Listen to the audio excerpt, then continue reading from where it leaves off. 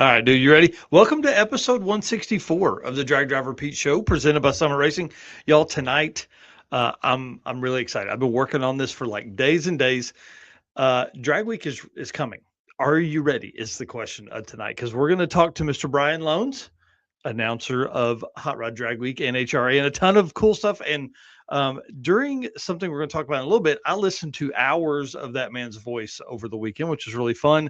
And then we're going to get nerdy with stats from like 20 years of drag and drop. It's going to be awesome. Then, are you ready for this? We have Mike Galimi on. He's the network director of Hot Rod Magazine. He's on to talk about Drag Week history. We're going to talk about some Street Machine Eliminator stuff. We're going to talk about 850 stuff, which is going to be awesome.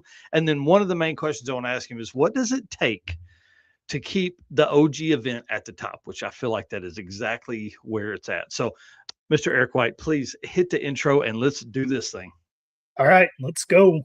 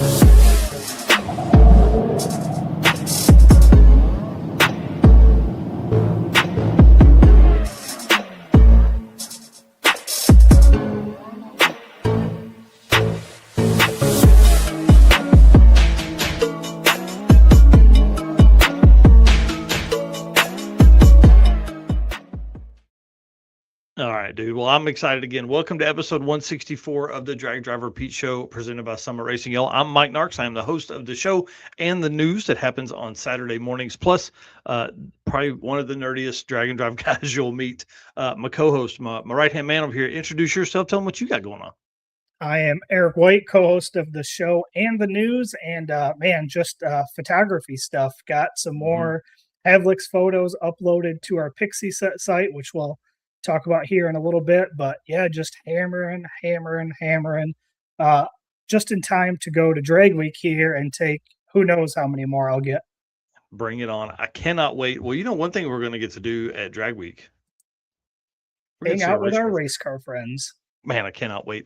Cannot wait to see you guys and just really spend some fun time together with everybody. This is Drag Week is going to be I don't know. This year is different. It just feels different. There's a lot of really neat stuff going on this year, and it's going to be really fun to spend some time with everybody, and especially Route 66. I've never been to that track, so it's going to be a good one.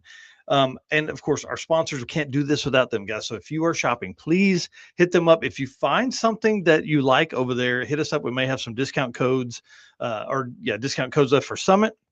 Get those for about another 5 days. Then I'm sure we'll get another batch here after that. And then, of course, Summit Racing, title sponsor here of the show, the news, and the circuit. Pretty exciting. And the Drag and Drive Awards, which is coming up. Deechworks, of course, the official fuel delivery of Drag Driver Pete, and the title sponsor for the short circuit, Molly Motorsports, best pistons in the game. Eric's running them in the Mustang. They were going to come kick some ass with in that those 10-0 classes first, and we're coming for you 850. Get ready. Driven Racing Oil, dude. The barbecue sauce of cam installs. That stuff looked awesome. I want to put it on some fries, but you can't do that. It's not against the rules that way. And of course, Howard's Camps, Luke B and the team over there, all the valve train stuff you need. J-Wire Solutions. Got to talk to Brian the other day, Brian Acton. We're going to actually do some, breaking news, hopefully on Saturday. That will be a big deal for them. They've been kind of hinting at it, and it's really, really close. AFCO Racing Products, of course, got to hang out with Rex and Eric at Havlic's. Dude, so glad they were there. Had to borrow tools from them, had to take advice from them. It was awesome. Of course, Performer built transmissions. Ryan and the team up there building all the coolest GM transmissions that you can absolutely handle. Car Chains 3D. Corey, I need to send you an email. I've got an idea for a drag and drive part, and I got to get it out of my head so I can move on with my life. And of course, Low Dollar Motorsports, who not only does a whole bunch of sensors and stuff, but is also hosting their own race October 3rd and 4th and 5th there in Kentucky. So it's going to be awesome. To answer Adam Dory, yes, we are both going to be at Drag Week. It's going to be great. All right, sir. Well, let's let Mr. Brian Lohnes tell us about Summit Racing stuff, and we'll get right into this. What does it mean to be built with Summit? It means you're hitting the autocross, drag strip, road course, trail, dirt, or open road with confidence. Because built with Summit means you're using parts from the top names in performance, priced to make your project affordable. And it's all backed by trusted tech expertise and blazing fast shipping. Summit Racing Equipment. Let's build it together. SummitRacing.com. We got this email from, hey, Carl Steamy says, race car friends, no pants shop. Nice. I like it. We got this email from Tommy Dupree the other day of some new cams that Summit Racing has come out with. And this is a Summit Racing Pro Series, which is their builder series of stuff. These are big, nasty hydraulic roller camshafts. All the chop, none of the compromise. Stop talking. I can't get any harder. Like, I'm ready. I'm making the swap now. These things sounds awesome. Each engine family has 3 cam profiles. Are you ready for this? They got the big, nasty 1. Okay. Lots of low end power, ideal for getting heavier vehicles off their duffs. Okay. I don't need that one. Big, nasty 2. This is excellent mid-range punch for lighter vehicles or vehicles with a touch more gear than stock. That sounds kind of like what I'm into right there. And then Big Nasty 3, strong, higher RPM power band, appreciates steeper gears and a high torque converter stall speed, which that everybody needs that. But man, I think for the old truck, that Big Nasty 2 may be on its way. Yeah. That thing sounds awesome. These are actually, they use the LS firing order to reduce harmonics, it says, and then that helps extend bearing life. Who cares about that? Said the firing order swap also increases detonation resistance and improves cylinder head and exhaust gasket life. I'm in. Cool. Interesting. Means I get to drive around longer with it. Yeah, that's exactly right. Potato, potato, potato, potato. That's the sound of cams we need right here.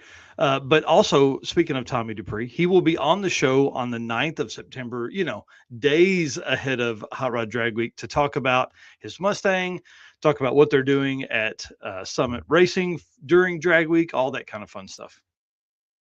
Yeah, excellent name for cams. Excellent names. So, and of course, while you're in there, hop on over there, type in Drag Drive Repeat. You can get your hats, your big brim hats, which we're gonna need at Drag Week or whatever event you're going to next. Do not get your neck just completely cooked off. Really, what gets me is the top of my ears. Man, that's like the worst place for a sunburn ever, is the top of your ears. And then of course, all the other stuff, t-shirts, hats, all the stuff. But we have our recommended products list that is continually growing all the time. So we have about 32 items on there, something like that. So that's what we, throw it in your trailer, have a spare, whatever. It's kind of a list of all of that stuff. So anything else for Summit that we need to talk about, sir? I felt like I just blasted right through that, man. I don't believe so. Okay. Skylar will get a hat only if I sign it. Well, there's no better time than right now to order at summitracing.com.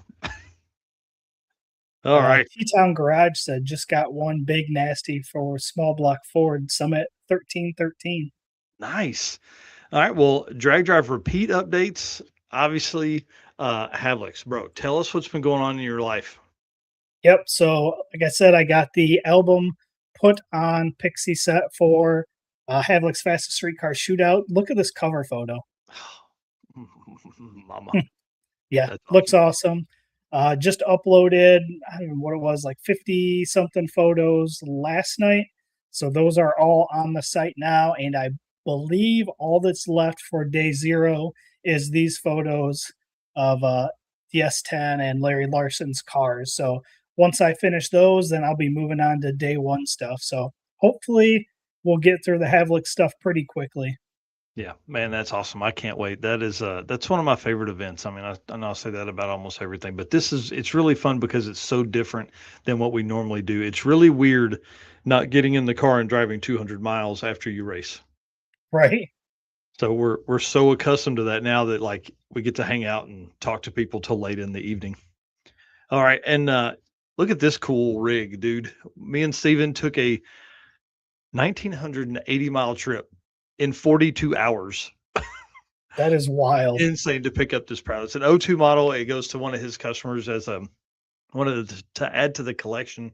Super neat car. It's got some super special Prowler exhaust on it. I don't know. It was, it's one of those cars. It's like they only make so many in this color across this many years, all that kind of stuff. But it's really a cool car. And everywhere we went, this thing got a ton of attention, of course, like it should. It's a great color.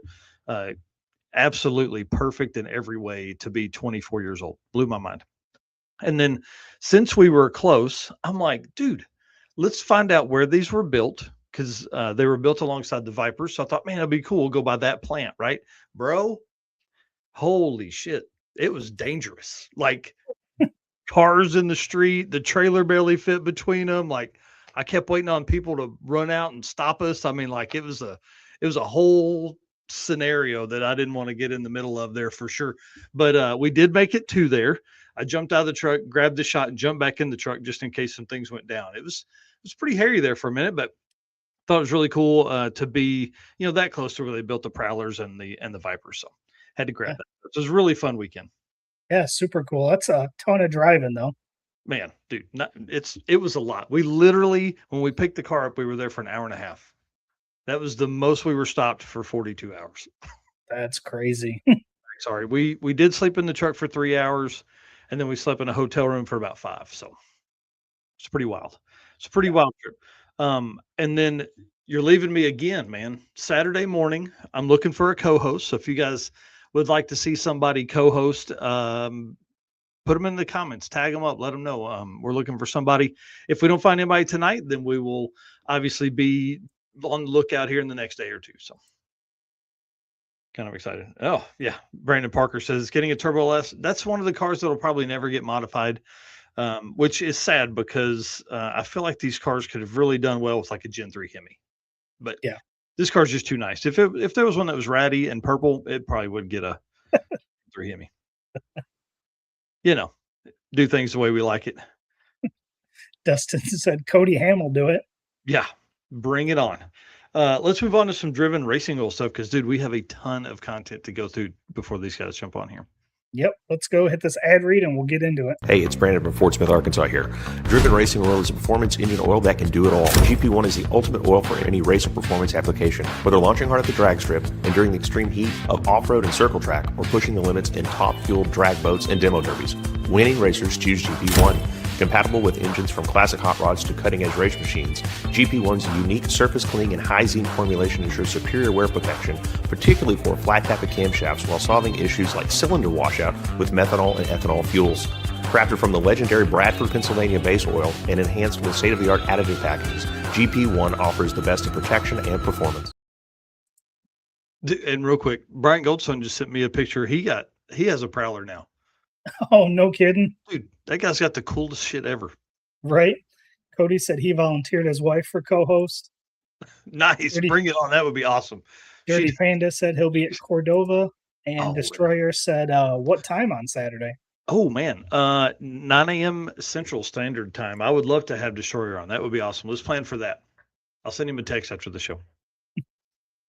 Sweet. All right. Well, you guys know code DDR10 gets you that 10% discount on drivenracingoil.com. So head over there, use that discount code, and save a little bit of money there.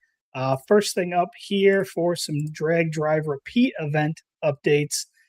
We've been talking a little bit about the Circuit 2027 stuff, and you're hoping to be able to release the dates for this here, next week? Man, I'm hoping I can get the dates locked in tomorrow or Friday. Tomorrow Friday would be awesome because this is going to be a good one if this lands the way I want to. Yeah, I'm pretty excited. We talked about a little bit of it, so let's see if that pans through. That'll be pretty sweet. Fingers crossed.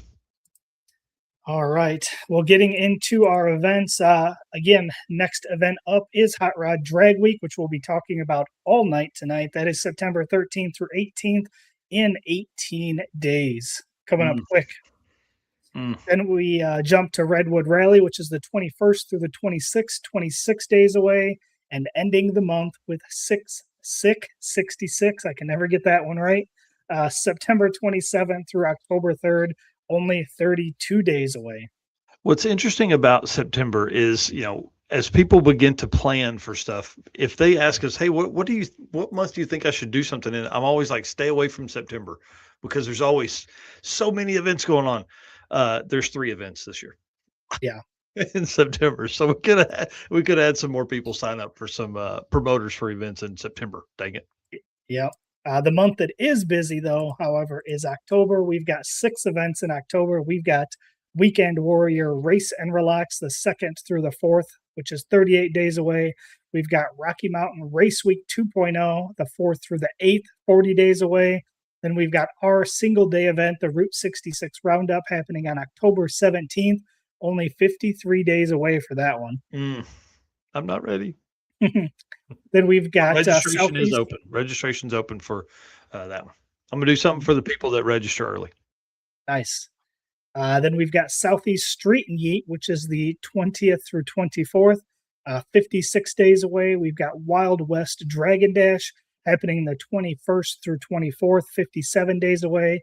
And ending up October is Street Machine Drag Challenge, October 27th through 31st, 63 days away. Oh man, that's going to be a good one. That's one that has ran since 2015, and I need to get with those guys and get all the historical stuff for them. Yep. And then this is the end of the year here. Our last 2 events happening the same weekend, which is our event, the Short Circuit, happening November 6th and 7th, and Road Trip Drag Challenge number 3 happening November 6th through 8th. Both of those are only 76 days away. Dude, that is so crazy. And then, of course, we have the Drag and Drive Awards at PRI, which is, I think is December 12th or something like that. So, man, going to be awesome. Yep. Well, that's 49 events for the year. Again, you can find all of those on dragdriverepeat.com/events. And yeah, tons of events. I like that we've got the events that have already passed grayed out with the upcoming events in blue. So kind of a cool edit there that we got done. Yeah, and I was just making myself a note to go in and do the ones from the 3 that happened last weekend that we're going to go over here in just a second to do all of the, for all the stats. A&D Hot Rod Shop says, my calendar says 16 days until we leave, and I have not drove the new build yet. Plenty of time. Oh, that's scary. Plenty of time. I still don't have the brakes done on the truck, but I did drop off the drive shaft this morning for the old truck. So nice. Right on track. Nice. Yeah, it's I've got the head studs for the Mustang, but weekends are booked up here this weekend, so it'll be a little bit until I get to that. Hopefully, maybe next weekend. It'd be nice to get those done. So, yeah, bring it on. Well, man, some Again, JWire stuff. Go ahead. ER10 for the Driven segment. So again, 10% discount on Driven Racing Oil website. You can get some of that Driven barbecue sauce, as you call it, degreaser, speed wax, oil, any of that stuff. Just remember, use code DDR10, get a 10% discount. And then let's hit this JWire Solutions ad, and then we've got some event updates and standings to go over here. What's up, guys? My name is Cole from Fort Worth, Texas. Expert car and marine wiring solutions that you can trust. JWire Solutions can wire and plumb your hot rod, your race car, hell, even your drag and drive car. Plus, they offer products to make your driving experience way better, like their blinker module that is just a must for all drag and drive cars. This module will allow your rear turn signals to continue to function while the brake pedal is applied, just like stock. Find all the details at jwiresolutions.com.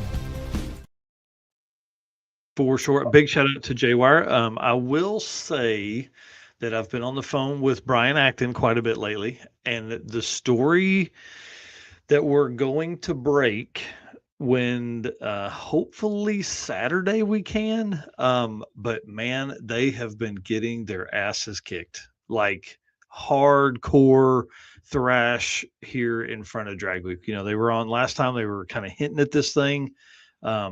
Pretty big deal. I'm kind of excited about this, and we'll find out Friday if it can happen or not. Friday is a pivotal time, but I will say they have been absolutely thrashing 4 or 5 hours every night for the last like 10 days to try and get this thing together and back to going. And then to find out that they had to completely rebuild the rear axle in the vehicle to to make this thing work, it's going to be nuts. So I hope we can break the story Saturday morning during the news, and then they are on Wednesday night to talk about that whole entire process and what the plan is, even if it works or it doesn't. So man, it's wild. Danny Grube out here saying 28 days till we leave for 666, and he hadn't even driven the car.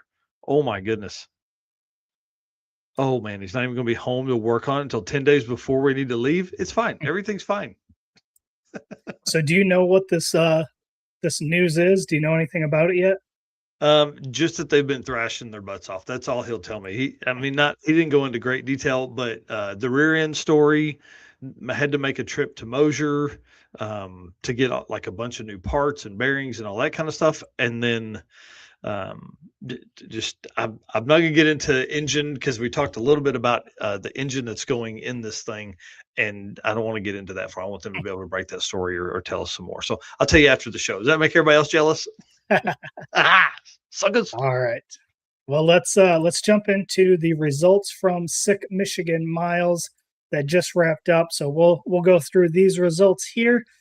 So starting out, the quickest overall was Aiden Bailey, and also was the quickest Chevy GMC. So Aiden was in the 57 Chevy and 5:06 average for Aiden. That's awesome. And did you see have you watched the video that Tom took through the trans tunnel? Scary. Down through the Mackinac Bridge and stuff like that. It's pretty wild to see it. And then quickest Ford, Lincoln, and Mercury. This is Mr. Tom Kepper, 1994 Ford F-150. This thing is a Papal truck. It's like tan and salmon or something. I don't remember what the original colors were, but 5.4 for that dude, 5407. Nice. That truck is bad to the bone. Yeah, for sure. Quickest Mopar was Terry Kiefer, 67 Plymouth Barracuda with a 584 average. Yeah, I can deal with that. I'm sure if Cole's still watching, he's probably loving the Barracuda life there. Quickest Pontiac, Mr. Doug Whited, 89 Firebird with a 619 average to finish the week. Quickest Buick was Harry Ulrich, and 87 Buick Grand National, 822 average. Come on, that's got to be V6 powered for sure. Quickest Olds, Mr. Christopher Weingart's 82 Oldsmobile Cruiser, 781. That's nice. A cruiser, man. That'll do burnouts. Yeah. Quickest stick shift, William Philippin, and 2000 Corvette with a 604 average. That's pretty quick. I like it. Quickest naturally aspirated car, Mr. Don Gatlin, 1966 Chevy Nova with a 633. Nice.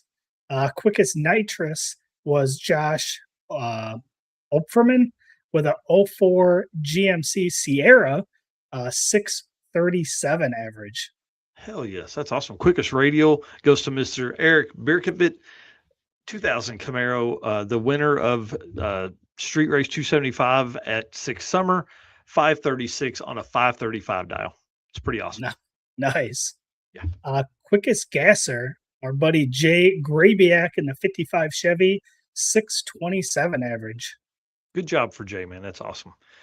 Quickest hot rod, Mr. Zach Blousy, 23 Model T, dude. Love this thing. I hope you saw the video of them shoot just fire and flames off. I hope that thing had like 5 million views, man. Everybody needs a little bit of that in their life. 591 average for that dude. That car gets down. I can't imagine it's the size of this table I'm sitting in front of. Right? Quickest Beetle, Antonio Batista, 72 Volkswagen Beetle, 10:34 average. Oh man, come on. That's fast for a Beetle, right? I mean, I don't know Prob- how to do that in a quarter, but Yeah. how about quickest big block, Mr. Joseph Giunta? 69 Chevelle, 661 average for him. Nice. Quickest small block was Kevin Parton, 67 Nova with a 543 average. Man, that car is so clean too. Quickest diesel, Mr. Dustin West, '01 Chevy 2500, 669, bro. That's fast out of something that weighs 7,000 pounds. Yeah, no kidding. Quickest four-cylinder, Adam Helmer. This one was awesome. 2022 DF Goblin with an 822 average. That is something that doesn't weigh 7,000 pounds. It does That's not. Probably weighs 1,700 pounds. Yeah. Quickest six-cylinder, Mr. Steve McNair, 16 Cadillac ATS-V, 739 average for him. Our quickest NHRA Junior Street DYO Harrison Hurst and a 98 Mustang with a 0.022 spread. That's insane. That is insane. Wow. Quickest motorcycle V twin, Mr. Sean Clark, 2015 Harley Street Glide, 705 average for him. And then quickest motorcycle 1000cc, Jim Clark, the 2014 Street Glide with a 701 average. Nice. Michigan Miles Nostalgia, Mr. Zach Blousey. I would like to know more about that one. Derek, drop us a line in there. Tell us what Michigan Miles Nostalgia means. Yeah. And then Michigan Mile Tourist was Jen Kraus. Again, not sure what that one was. And then for quickest AMC, there was no finishers for this one. So they had an honorable mention, which was William Reardon, and a 69 AMC Rambler. Obviously didn't finish, so no average for him. Nice. Well, hey, that's the way it goes. That's I think we had that happen one year in our hot rod class at the circuit, and it was like the first time we had nobody finish in a class, and so it was like last man standing kind of deal. Yeah.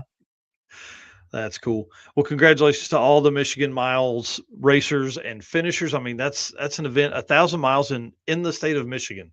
That's absolutely insane. So it always makes you wonder, like, if you could hit the tracks in your state, how many miles would that be? Yeah, it wouldn't be 1,000 miles in Arkansas or Oklahoma for sure. Yeah.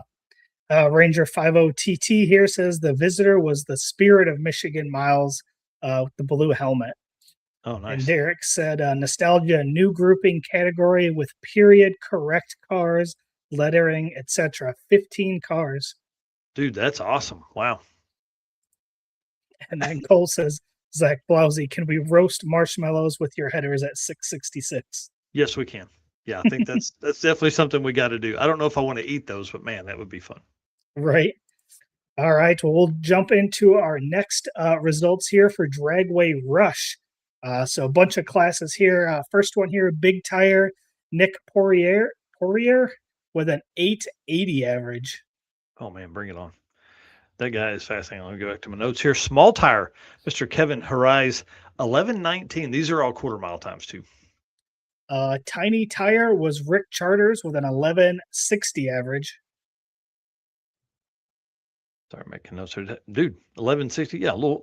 We need to get some US folks up there showing what's going on. Heavy hitters, Mr. Jaron Balfour, 941. One of the quickest cars of the event. Naturally aspirated was Norm Tannehill with a 1034 average. Bring it on. Super Street, Mr. Paolo Silveria, 919 for Super Street. Not bad. Yep. Modified was Jordan Classen with a 922 average. And then all-wheel, which I think this may be one of the only events across the country that does an all-wheel drive class. Ben Henderson takes that with an 1125 average. Then we've got a front wheel, which is Marcel Brosset with a 1210 average. Nice. Leaf spring class, let's go. Tyler Cornish, 956, bro. That's fast. Nice. Modern swap, I thought this one was kind of cool. West Dyke with a 1042 average. Come on. Gear jammers, we love them stick shift racers. Mr. Benny Geisbrecht, 935 for that dude. I think that's like the third quickest of the event. Yeah, out of a stick shift car. That's awesome. Mm-hmm. The nostalgia class, Michael Hudson with a 1230 average. Hell yes. Daily driver, Mitch, oh God, Miljanovic, 1177 average for that dude. Hard tire, Aaron Ahuja with a 970 average. Hey, Raj, are any relation there? I mean, or is Ahuja kind of, it's like it's like a regular last name. Tailgaters, Pete Klassen, 1190 average. This one I thought was interesting. Midnight on Marketplace. I'm assuming this is like a cheap car challenge type of class. This was Nick Sawyer, 14.57 average. Yeah, I got to find out more about this class. Let's see Yeah. what the heck is up in that thing. Cycles class, that's John Dirksen, 1193 for him. And then the final class here for Dragway Rush was the Outlaw class, which is 8th Mile Wes Hodgson with a 6.64 average, 6.641. Nice. Yeah, that's a pretty quick class. I think as events get, further on, people begin to see they're going to stick around. People, they had great car count. I don't remember what the final car count was, but I mean, that's a lot of classes for people to fall under. So that should help people get there and all that stuff. So get up there and do that stuff, guys. Go support this event. What's really neat about Dragway Rush and Michigan Miles is they were I would say 200 miles apart, something like that. So obviously one over in the edge of Canada and one there in the state of Michigan. So pretty cool to have that many cars in the same area. It's probably 400 cars that are cruising around on the highways and byways. They're doing some drag and drive stuff. Yeah. Raj says, no relation that I know of. Gotcha. All right. Well, we'll jump to our last event here to go through is the Cruise and Lose. So this one here didn't have as many classes, but there's some interesting stats here. I actually put these in here because I know you like to get nerdy with some of this stuff. So the first one here is the 8.5 class, which was Evan Heilman with an 8.519. Nice. So the top 9 finishers in this class had an 8.5 something. Damn, dude, that's crazy. So it was 8.519, 8.53, 8.534, 8.543, 8.55, 8.5595. Damn. Hang on just a second. I want to do the math on this. So if I take 850 times 1.545 is what we typically use. I mean, that's a 13-second car. Like, damn, 850 index racing is highly competitive. Jan says, still a loser. Dang it. 750 index, Mr. Luke Cartwright takes that one home with a 7.5065. And then love the notes here. Top 10 in that class, 750 with or 7.5 with an X. Like these, all these cars had. So top 10. So top 5 here, you got 7.506 for Luke. You got 7.521, 7.523. So 2,000, 7.53 with a 4 and 7.53 with a 7. So 3,000 separated 3 and 4. And then, 4 and 5, and then 2 and 3 separated by 2,000s. Yeah, That's it awesome. as I was looking through these, there was a lot of positions as you worked through those top 10 that were actually pretty close. Like I think at one point I saw there was 2 racers that were tied with the exact same average even. Oh, that's awesome. Yeah. Yeah, we had that at the circuit and had to go up and get like to the 5th digit, I think, from the tower. So yeah, pretty incredible. The 650 class was won by Bill Mass with a 6.508. And in this class, the top 6 had a 650 something. So the 6.508, 6.511, 6.516, and a 6.518. Wow. Dude, that's incredibly tight. Yeah. And like the thing is, like, how do you get people that excited to watch index racing. You know what I mean? Like we're looking at numbers afterwards and stuff like that, but like that's incredibly tight. Yeah. Wow. Unlimited class, Mr. Mark Grote, dude. I love this guy. He raced the Gremlin for a long time now, has a Fox Body Mustang. 539 to take the unlimited class win. And my drag and drive daddy, Mr. Dustin Peterson, out there, 563 for second place. And Corey Petska in third. Cruise and Lose, unlimited class, 576. So not too bad there. Heck of a lot of good events there. That's an event in Michigan, an event in the edge of Canada there around Toronto, and then over in Nebraska. So, man, everywhere. They're going on everywhere.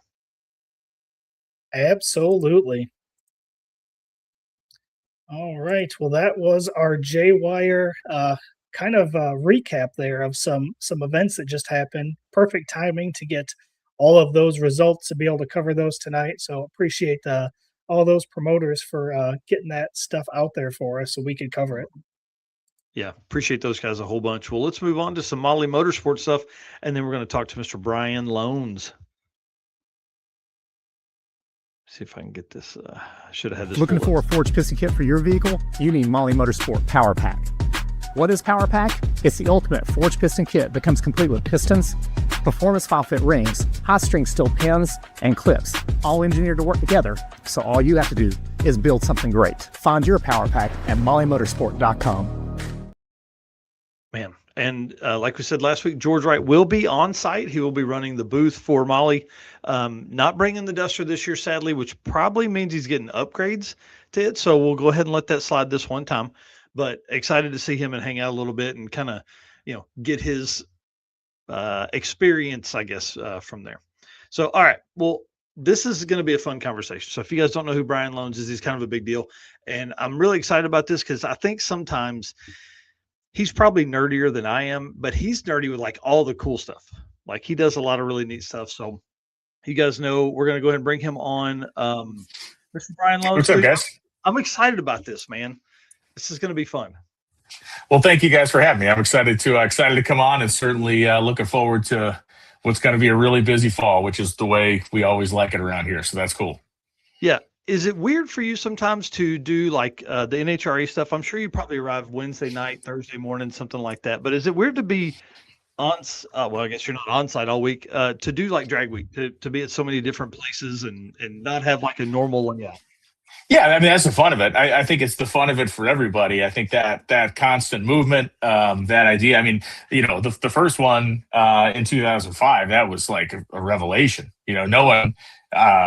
It was my most favorite part of the event, and at that point, like when I was working for Comp Plus, like I didn't have anything booked. I just drove into whatever city and found a place to stay and whatever. And there was only like 40 of us on the whole deal. But no, I think that's the fun. The fun of it is knowing that you're going to a new place tonight, you're going to a new place tomorrow night, you're going to a new place the night after that. So it's cool. I see it both ways. Like when the U.S. Nationals is next week. So that's kind of the opposite. Like I'll go to Indy on Tuesday and I'll be there until Monday. And, there's a comfort in kind of getting into your daily routine, right? You know what time you're waking up, you know which way you're going to the racetrack, but the whole pack it up and leave every day on drag week is definitely the fun part.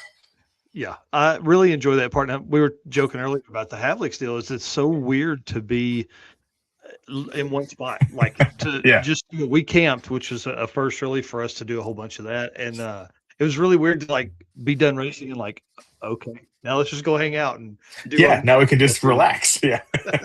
Yeah. I don't know about relax. We did it. How it goes. You're like making notes, do all this stuff, but it's pretty awesome to be there and be like that. Well, that was my first question. How many years is this for you to announce Drag Week? I was trying to figure that out, and I was there. I think the first one of these I announced, I want to say was somewhere in like the 09 or 10 time frame. And, I missed a couple of years here or there, but I think I want to say I've done at least 10 or 12 of them. Somewhere awesome. in that range, but yeah, somewhere in that range. I think the best thing I could say is I've done the majority of them. I don't know how much of that majority, but I've done more than half. Dude, that's awesome. You've seen some stuff, man. Yeah, I mean, look, I think that was the neat thing about getting my mind right for coming on the show tonight and just going back through and thinking about some of those moments and some of the things. And you know, it was great. You had Larry on and the clips. I actually went back and found that Hot Rod Unlimited video that we did. I think it was in 2013 where, you know, we went to the shop. I think had just started on the truck. He was building Tom McGilton's car. I remember that specifically. He had just gotten Tom McGilton's car, the Camaro in there, and it had 36 miles. It was a brand new ZL1 that he had started to cut up. And, you know, he was telling me how, listen, the touchscreen's going to work, the power window's going to work, the remote trunk latch is going to work. And I'm thinking to myself, yeah, okay, of course it is. And it turns out, of course, that's been one of the most, you know, enduring drag and drive cars I think anybody's ever had. But yeah, and that was, you know, that was the kind of thing I said to him at the time. It's like, you know, I mean, no one's going to run fives, right? And I think of it now, and it's like, I don't regret saying that because it's still, to me today, is an awe-inspiring thing to see guys attempt this. So it was, I mean, to me at the time, it was like, and that was what, 13 years ago, it was like, this is not even like, why are we even bothering to have this conversation? But here we are. Well, and you know, you start looking at 13 years ago. We're going to cover some of these fastest 100 stuff and all that. Sure. But like the let me see where the notes I have here. Hang on, just a second. I'm almost there. Because when you start thinking like, let's say 2012, right? Yeah. You look at, I mean, there were no 6-second passes in 2012. There's one 6-second average. There's one 6-second average in 13. Yeah. You're not off, dude. Like, well, no, and it was at the time, like, you know, I think he had just run, I think that year, whatever year, he had just run like 694 when he went 694 at, which was at Muncie Dragway, which, yeah, I think you guys have been to Muncie Dragway. It's a cool place. It's a cool place, but it's not 3,000 pounds, 694 type of cool place at night. But he did it there.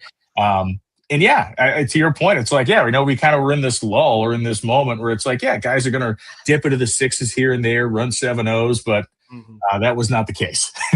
No, definitely not. And I love it when engineering minds get involved in this. And like, I think we've seen that push, you know, the last 20 years, you've got companies that are hiring that would typically be only OEM would hire that kind of engineer. Now we're getting that in regular automotive applications. So these companies are pushing the limits of everything. I mean, how many people are building like dedicated drag and drive billet engines that can go that kind of time? You know, I mean, there's to your point, the fact now that there are literally multiple manufacturers that you can go to buy a water jacketed billet block that only exists for this purpose, right? There's really no other use for that. You don't need it in a tractor pulling application. You don't need it in a full-on drag racing application. The only reason that water block exists is for this. And that in and unto itself is insane. I think, you know, and not to discount anybody else, but I mean, one of the most brilliant guys I think I ever met at Drag Week, the Swedes, when they had the Escoda over here, and the guy that owned that car and that did the engine tuning on it, you know, he was the lead calibrator for Koenigsegg. You know, he was the lead engine calibrator for Koenigsegg. And it's like, and he's over here dicking around with this big block Chevy and this Escoda trying to get it to go however quick it was. And I just thought it was the greatest thing in the world because that guy was a legitimate, globally respected engine guy. It's crazy. Wow. How cool. Well, seeing that you are Freiberger's life coach, is he going to be announcing with you? Yes, he will. Yeah, he's gonna be there. He's currently on a road trip. His son Jimmy's starting college, and they're on a road trip to get him dropped off for his first semester of freshman year. So, Dave and I are looking forward to it. We're all we've been talking. We talk every day, I guess, but we've been talking about Drag Week probably more than we have in the past. So, it's good. We're both excited. That's awesome. Will any of these tracks be new for you this year? No, no new ones, but I do think we're going to be able to dip off the route a couple of days and hit some tracks that neither of us have been to. You know, we try to do that. We've done that historically where it's like you look at where we're going and then you see if there's places within 20 or 30 miles that you can dive off and just, plant your flag on the ground to say you've been there. I went to Iceland earlier this summer and went to the 2 drag strips up there, and I think they are actually going to do a drag and drive there. And it's funny, there's 2 drag strips there. There's one in the southern part of the country and one up in the north. And it's about a 400 kilometer drive between the 2 of them. And I visited the track outside of Reykjavik, and they knew David and everything, and those guys had all been to national events. They'd all been to the World Series of Pro Mod. They all knew about Drag Week and everything. And so I talked to all them. And as I was there, I was meeting these guys, and the dude comes rolling in like a 63 Nova with a 632 in it. Like, dudes are rolling in some pretty hardcore, like heavy duty street cars. So we got to the second track, and I was driving around with a guy who showed me around town. I said, "Have you guys ever done like a drag and drive event?" Because one of their racers was actually gone to do the Street Week, I guess it's called. Is a Street Week that yeah.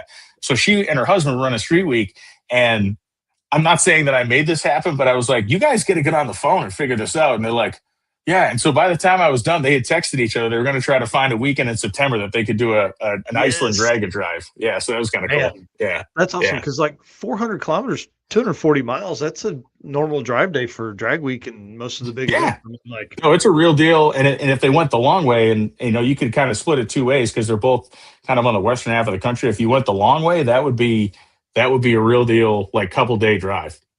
How cool, man. Love the drive day in the middle of that, and then you do the short side to get back. Oh yeah, that'd be fun.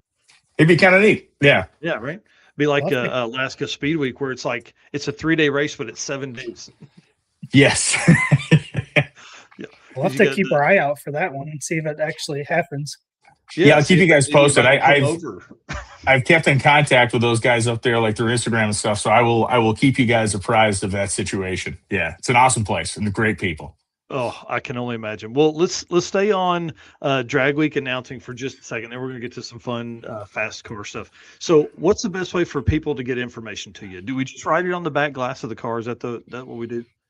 Yeah, I guess, if typically people have somebody with them. So if you have your co-driver, your trunk monkey, however you describe this person, jot some notes down and just have them run up to the tower. Like, where we're at, like just bring it up. And the best thing for me this year that I'm literally the most excited about is it has been probably 7 or 8 years since I've been able to go to Tech Day.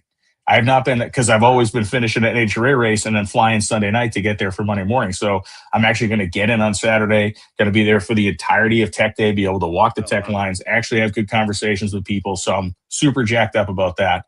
But yeah, I mean, if we continue to mispronounce your name or make some sort of egregious mistake, write that on the back window, because we get to live that humiliation. You get to deliver that one to us. So like if your name is Smythe and we keep saying Smith, it's Smythe, you idiots, on the back window. That always plays well to the audience. But, if there's stuff about your car that you want us to know, or some family history or something like that, just, bring it up, run it up to the tower on a little piece of paper. We'll have it for the rest of the week. Yeah, that's awesome. Name and car number, probably two of the best way. That's some info you got to have on there. Don't just put Jimmy. Yes. Father bought car new. No idea who that is. Yeah.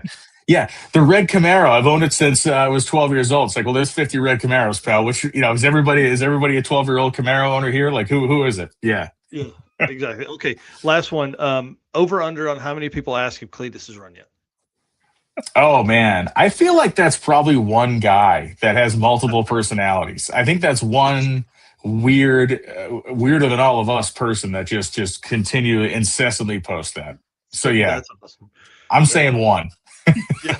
Well, I announce at Heads Up Hustle, and I just want to say thank you for all the insight, all the cool stuff you give all of us announcers across the world. Pretty cool. And I've messaged you a few times asking how to save my voice.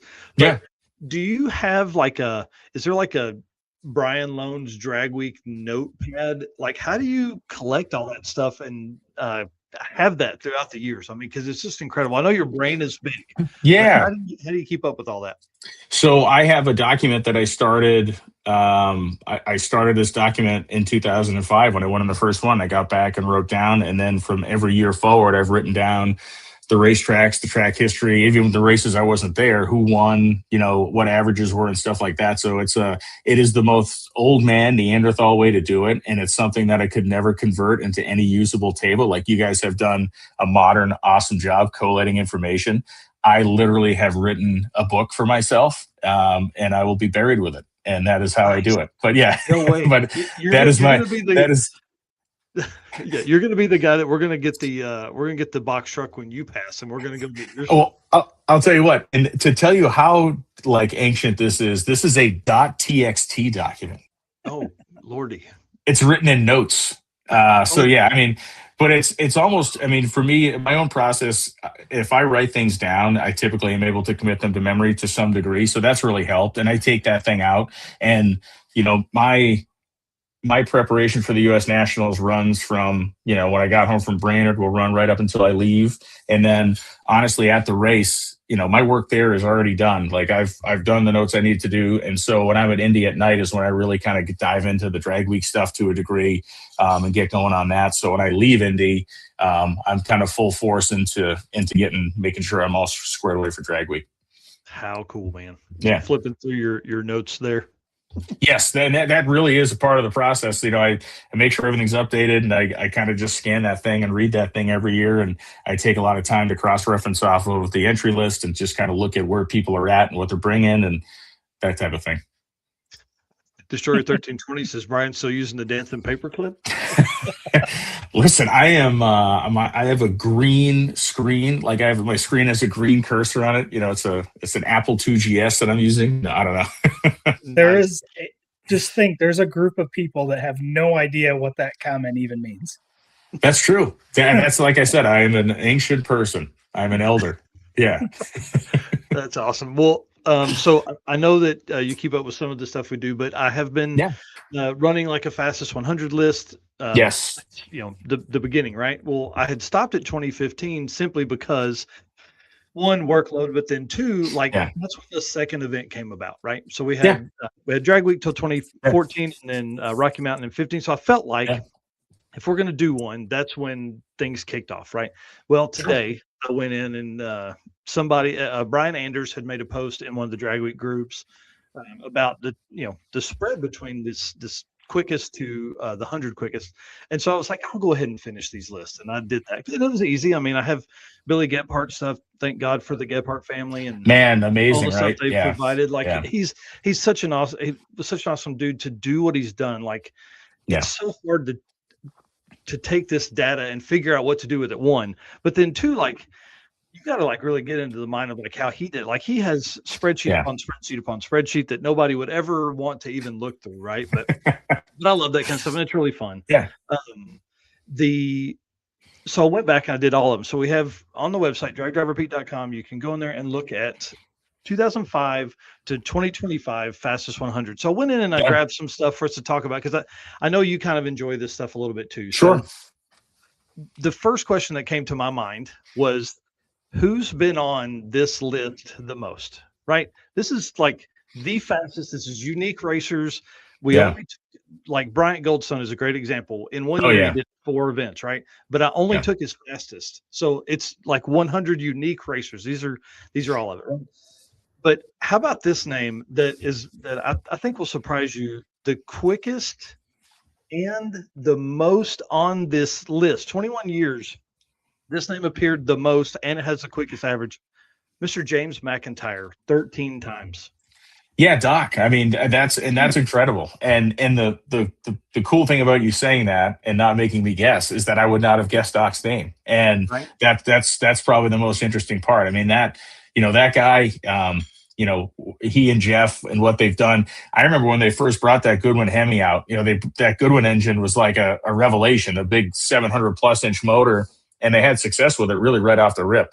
And that's super cool. I mean, and he's done it all in the same car, which I think is a killer part of that story too. Yeah. Yep. And then the other person in that list made sense to me once I started looking, but Mr. Clark Rosenstengel, love that guy. 3 different cars. He's on there 13 times as well.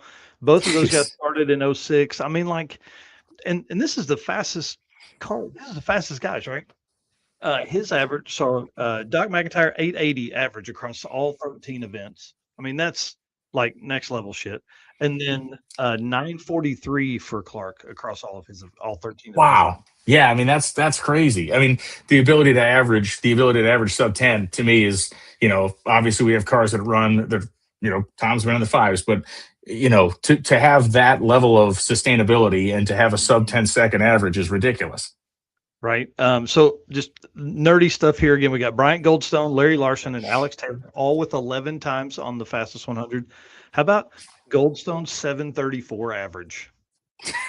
11 events, dude. That's insane. Yeah, that really is impressive. Yeah. Alex Heather's run there 11 times from 2014 to 2025. So in 12 years, she's made the fastest 100 list 11 times. Yeah, I mean, and that's a testament, obviously a testament to just the way that she works, the way her family works. I mean, the level of care and honestly, the level of skill that they bring to the table in this stuff is very, very high. And they've learned the hard lessons the hard way. And they don't make the same mistake twice. I mean, that's one of the neat things about the Taylor family to me is hardcore racers to the absolute core. They push themselves. I think they're going faster. I don't know if they've ever admit this out loud, but I think they're going faster than they ever dreamed they'd go in that car. And I think there's probably still more yet to go.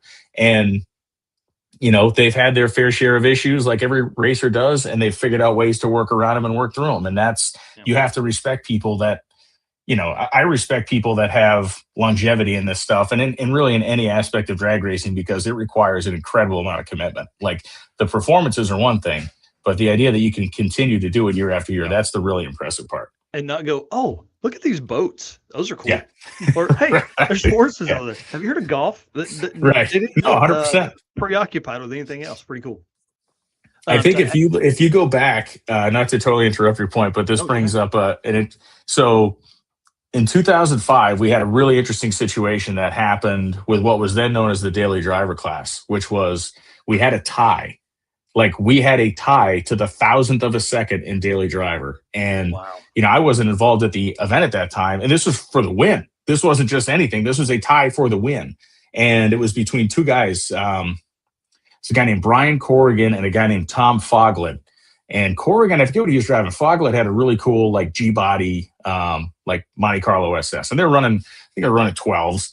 Anyway, there was no provision in the rules to break a tie because there was no rules and no one had done this before. And so the best, there was like this conference in a room. People were like, what do you think we should do? I'm like, well, every other tie in drag racing gets broken on speed. And so like one dude was averaging like 121.5. The other guy was averaging like 121.0. And Foglin ended up losing. Brian Corrigan got the win, and I think Tom was so pissed he never came back. But it was like the OG, like one of the original Drag Week controversies. But we had a tie to the 1,000th at Daily Driver for the win, which is wild. Oh, cool. Well, if you don't mind, I'm going to bring Mike Galimi on too. He's back. Oh yeah, absolutely, 100%. Be fun. Yeah. All right. This is a little earlier than what we had planned for, but. Well. I think this will be fun. Yeah. So you guys know each other, obviously. You guys a little bit time together over the years. Maybe. For everybody that doesn't know who Mike is, he's kind of a big deal too. So this will be fun. Mike, obviously, we're talking about fastest 100 stuff and kind of some nerdy fun stuff. Let me run through these last names real quick. Randy Bellahar, 11-time fastest 100 list maker. Mike Roy, 10-time same Monte Carlo the entire time. Super cool. 2006 to 2016, and then 10-time list makers. Kurt Johnson, we know that name. Jason Tabscott, big dude.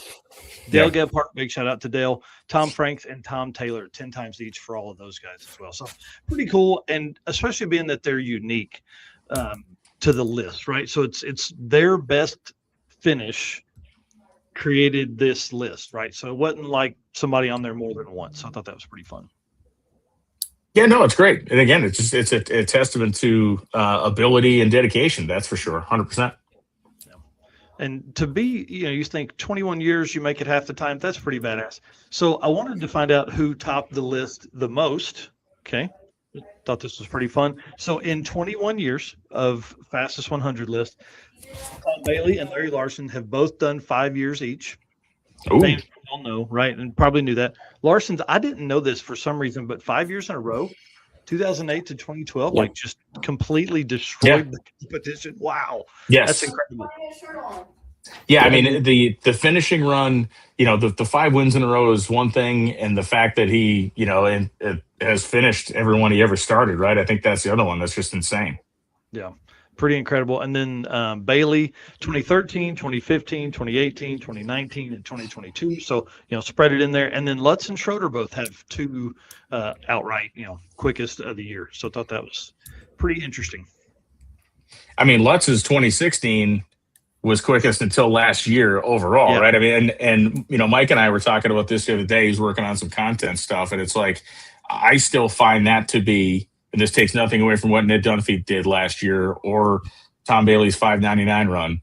I think to this point in drag and drive genre history, that 2016 week that Jeff Lutz had is the single most impressive thing anybody's ever done. Yeah, I mean, absolutely. It lowered incredible. it so To hold much. that long. Yeah. It lowered it tremendously. Like I think Tom the year before had a 635 run, but he had like a 658 average. Yeah. And then Lutz comes in and just drops the thing all the way down. That was wild. That was actually my first drag week ever. Was 2016, and that was fun. Awesome. Yeah, that was a good time. For that thing to stay, for that thing to stay so long, that just proves how hard it is at the very top. Yeah. And look, Ned will probably disagree, but they made it look easy last year. Yes. That was the other shocker. And he nudged the record a little bit more, after 9 years. But one night we wanted to do a bunch of parking lot photography under the lights, and I'm like texting Ned. I'm like, hey man, we're about 20 minutes, 30 minutes out from the hotel. Where are you guys staying? We want to pop in and get some photos. He's like, oh man, we're already showered and in bed. What? It was like 9:15. Yeah. Take it when you can get it, right? Yeah. So, Yeah. but there have been some epic runs for sure. Yeah, and this year I think we're gonna. I don't know if it's good for that number to finally fall, or if we can ride. Can somebody in with like a 604, 608, 613? If they're going to break the record, like, do you just hammer it all the way, or does it help build momentum? If you look at it, it's always gone down in big chunks. Yeah. When it goes pretty hard. Yeah.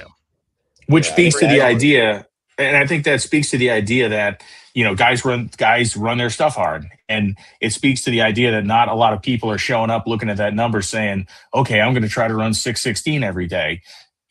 Guys like Ned, guys like Larry this year, guys like whoever's rolling in there with a heavy iron, they're going to run it as hard as it'll go. And then maybe Thursday, if they're looking real sitting pretty, they can dial the thing back just to be safe. But the first couple of days, they're gonna let it eat. Well, I think we've seen the interesting part. Yeah, the interesting part is they want to, not just a 5 second average. They want to run, all these guys are saying the same thing. We want to run fives every day. Yeah. Right. And I think it's one thing to dip in, flirt with it. Like you said, you could probably still get the 5 second average and still have a 6 second day. Oh yeah. Yeah. But they want to run fives every day. Right. They're all adamant. Every one of them is adamant about that. Yeah. KJ here saying I say flirt with it. Crush it to the O's and have us waiting another year. I don't hate it. I mean, I don't hate it for the storyline. I don't hate it for the evolution of the thing. And I'm not putting my foot in my mouth to tell you that the percentage chance of it happening is pretty low. I mean, we're all going to look for it. We're all going to some degree, have our fingers crossed. But let's be honest, that there's been the capability of this to happen now for 8-9 years. There's been equipment showing up that's capable of doing it for 8 or 9 years. It hasn't happened yet. We're still, in drag racing parlance, we're still a long way away from there at 617. So who knows? Well, and I think we've only ever had one 5 second run. Yeah. Yep. That was the point I was going to make. Yeah, there's only been one, and it just squeaked in there at 599 with like an 8. Yes. Yeah, that's incredible to me. It's and I don't know what the right answer is. I just hope that we're standing there when it happens. Either way. Yeah. I mean, look, I think of like a 630 average and be happy at that. Yeah. I mean, the right answer is always, you want to, everyone to be safe and finish the week, right? I think then, and whatever happens after that, it's it's just the luck of the draw. I agree. Yeah, I mean, the thing, and you guys have done more of this than anybody, but in my, my drag week experiences, you leave Monday with a big idea about how this is going to play out to a degree. And I fall in this trap every year because I only do one of these a year. You guys are battle hard and you don't fall into these traps that I do, but you leave Monday and you're like, okay, I've seen enough drag racing in my life. This is how this is going to go the rest of the week. And by noontime on Tuesday, that is just blown to smithereens and everything's changed by then. So I need to train myself not to do that. Yeah, the top 8 guys have 2 of them have put a new cylinder head, and one guy's put a rear end in it. You're like, holy crap, you made it 30 miles. Yeah. That just proves how hard it is. Couple things, and then I'll let Eric tell us about this last part. But I thought this was interesting. 894 unique racers on the top 100 list. Thought that was fun. But how about this one? 490 of them just one time.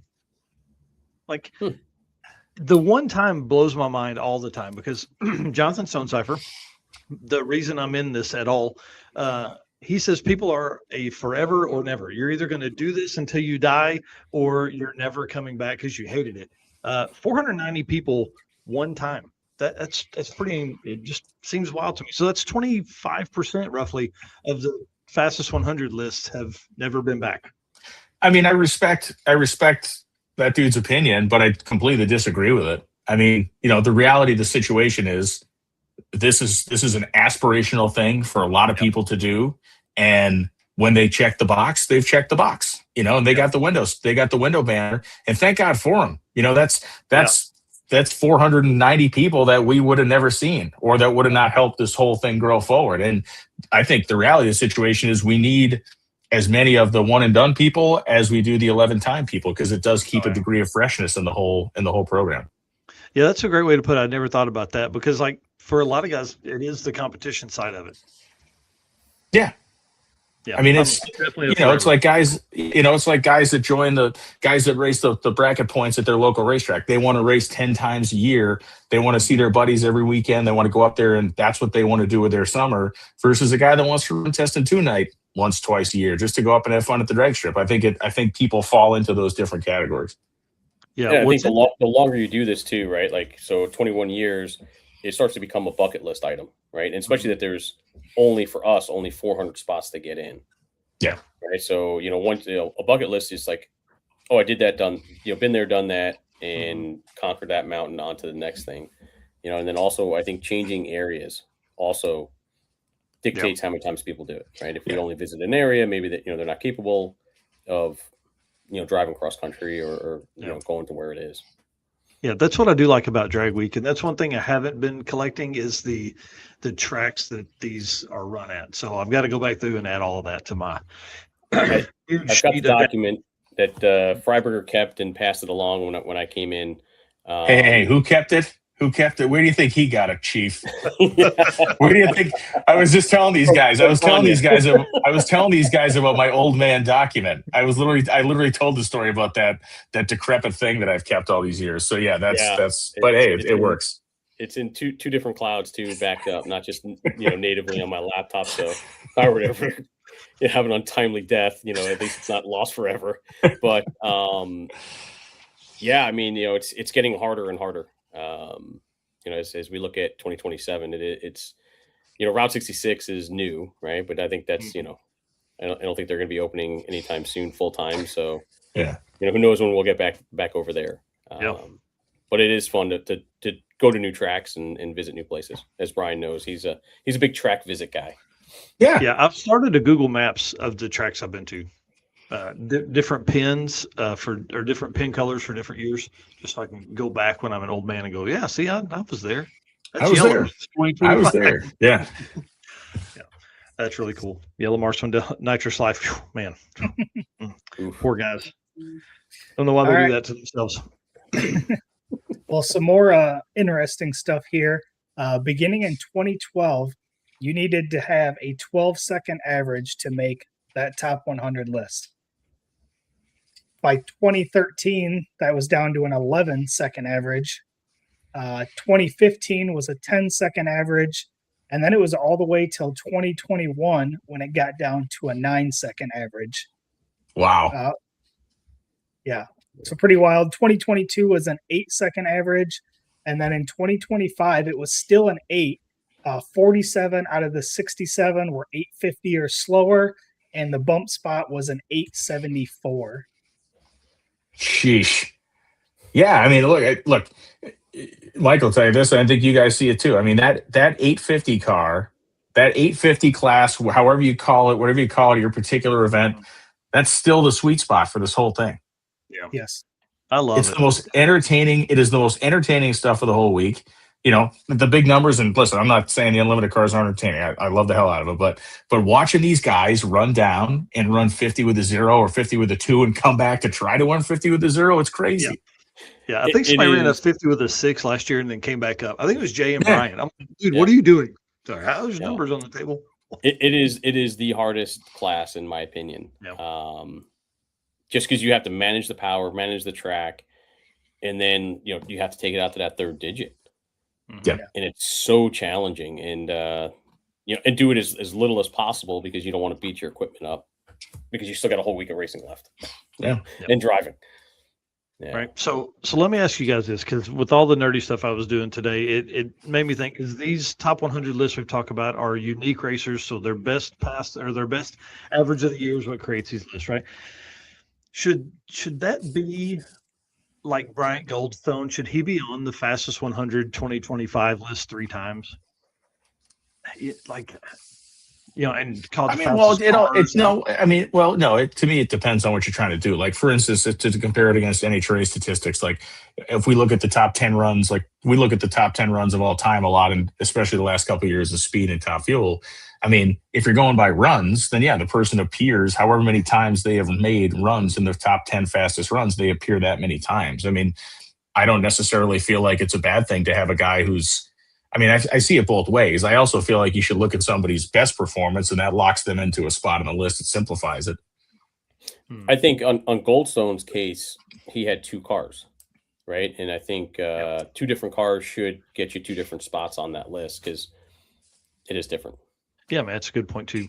Yeah, it's not hard to create new lists. It's just, man, it just becomes really difficult when new people are coming in and they're looking for those kind of interesting stats, and they just get overwhelmed with like, well, why is this list this and this list that, and I don't know. I'm gonna have to mess around with that a little bit. Yeah. I mean, if you would have to keep delineating either which car was on the list or which event of runs were made at. It's just kind of adding more layers to it, I guess. Yeah. Yeah. Pretty interesting. I thought it was really crazy though when 874 is the bump spot for this year. That's pretty wild. Makes it sound like everybody's got an 8-second car, right? But in reality, it's such a small percentage of who actually street cars that hit the drag strip. Yeah, exactly. Yeah, I think if we did the numbers right, and this is just off the top of my head, but I think there's like 900 or 1,000 like unique racers that raced in 2025. So you start saying 42 of 67 or whatever that number was.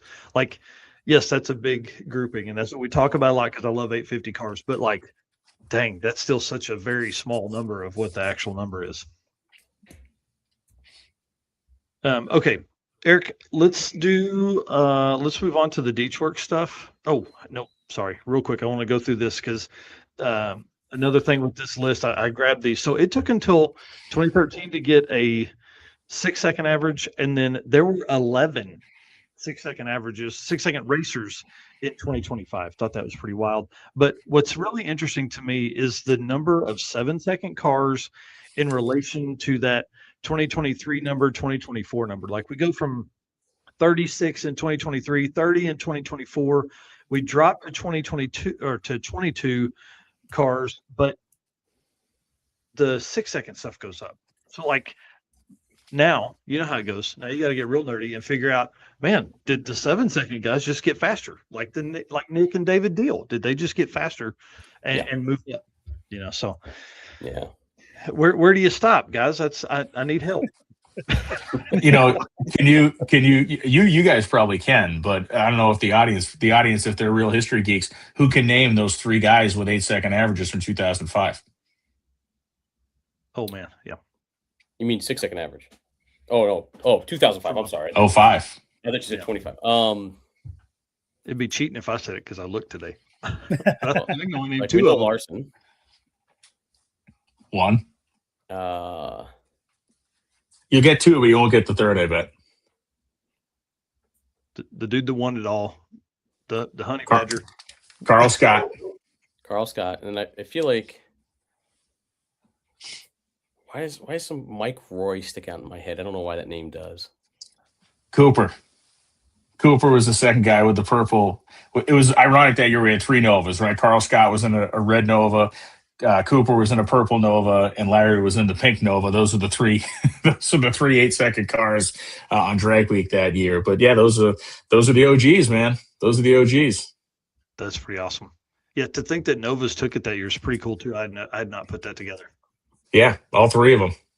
Wow. I love the fact that it wasn't the circular route, right? Like they had to drive one-way trip. One-way trip from Michigan to Kansas. Yeah, there was a degree of when it was over. There was literally a degree of like, okay, so now what do we do? Like, what happens now? It's like, I don't know. That's your problem. Yeah. Turn it around.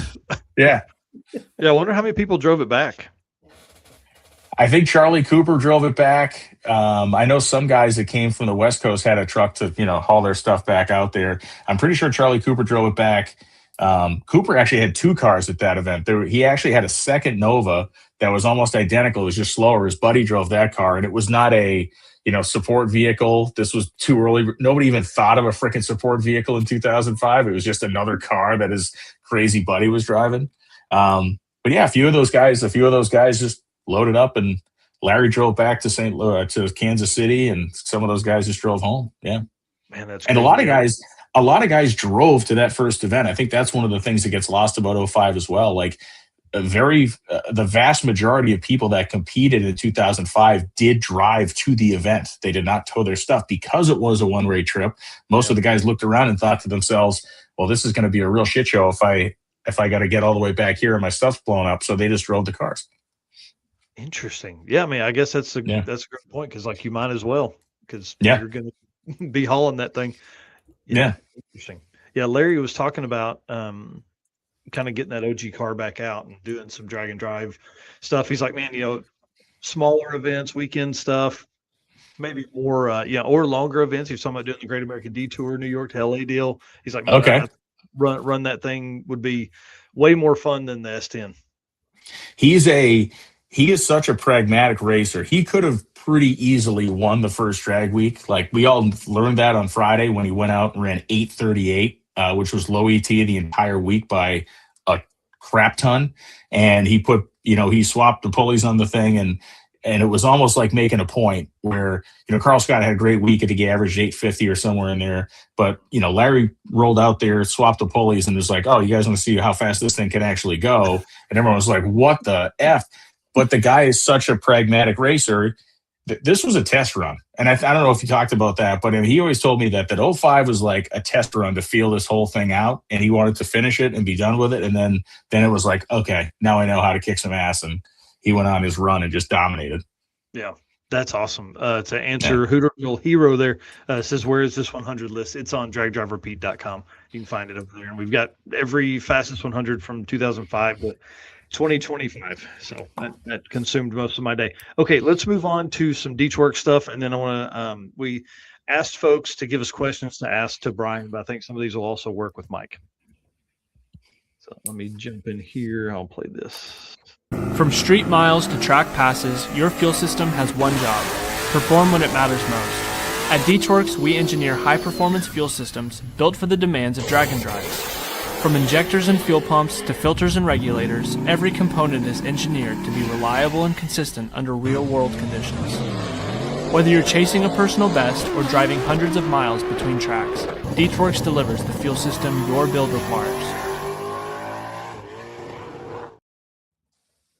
Again, big shout out to Detroit and all the stuff they do for us, and they're title sponsors of our short circuit event, which happens at George Ray's November 6th and 7th, which coincides with the end of SEMA. I know I didn't catch that, but have either of you guys been to George Ray's before?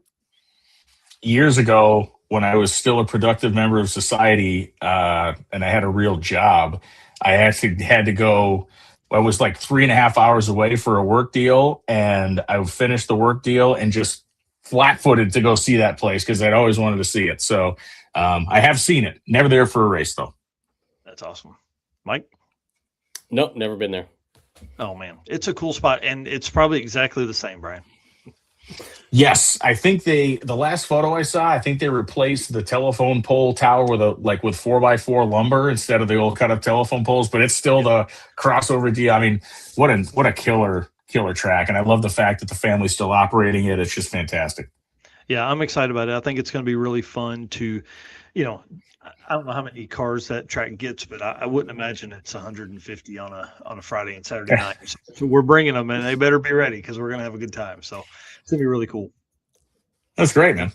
Yeah, I'm working on a huge cotton gin that's in the area. It's like one of the largest cotton producing gins in that part of the country. And so I want them to give us tours and do my breakfast and all that kind of stuff there. So I'm really excited about that trip. It's going to be really fun.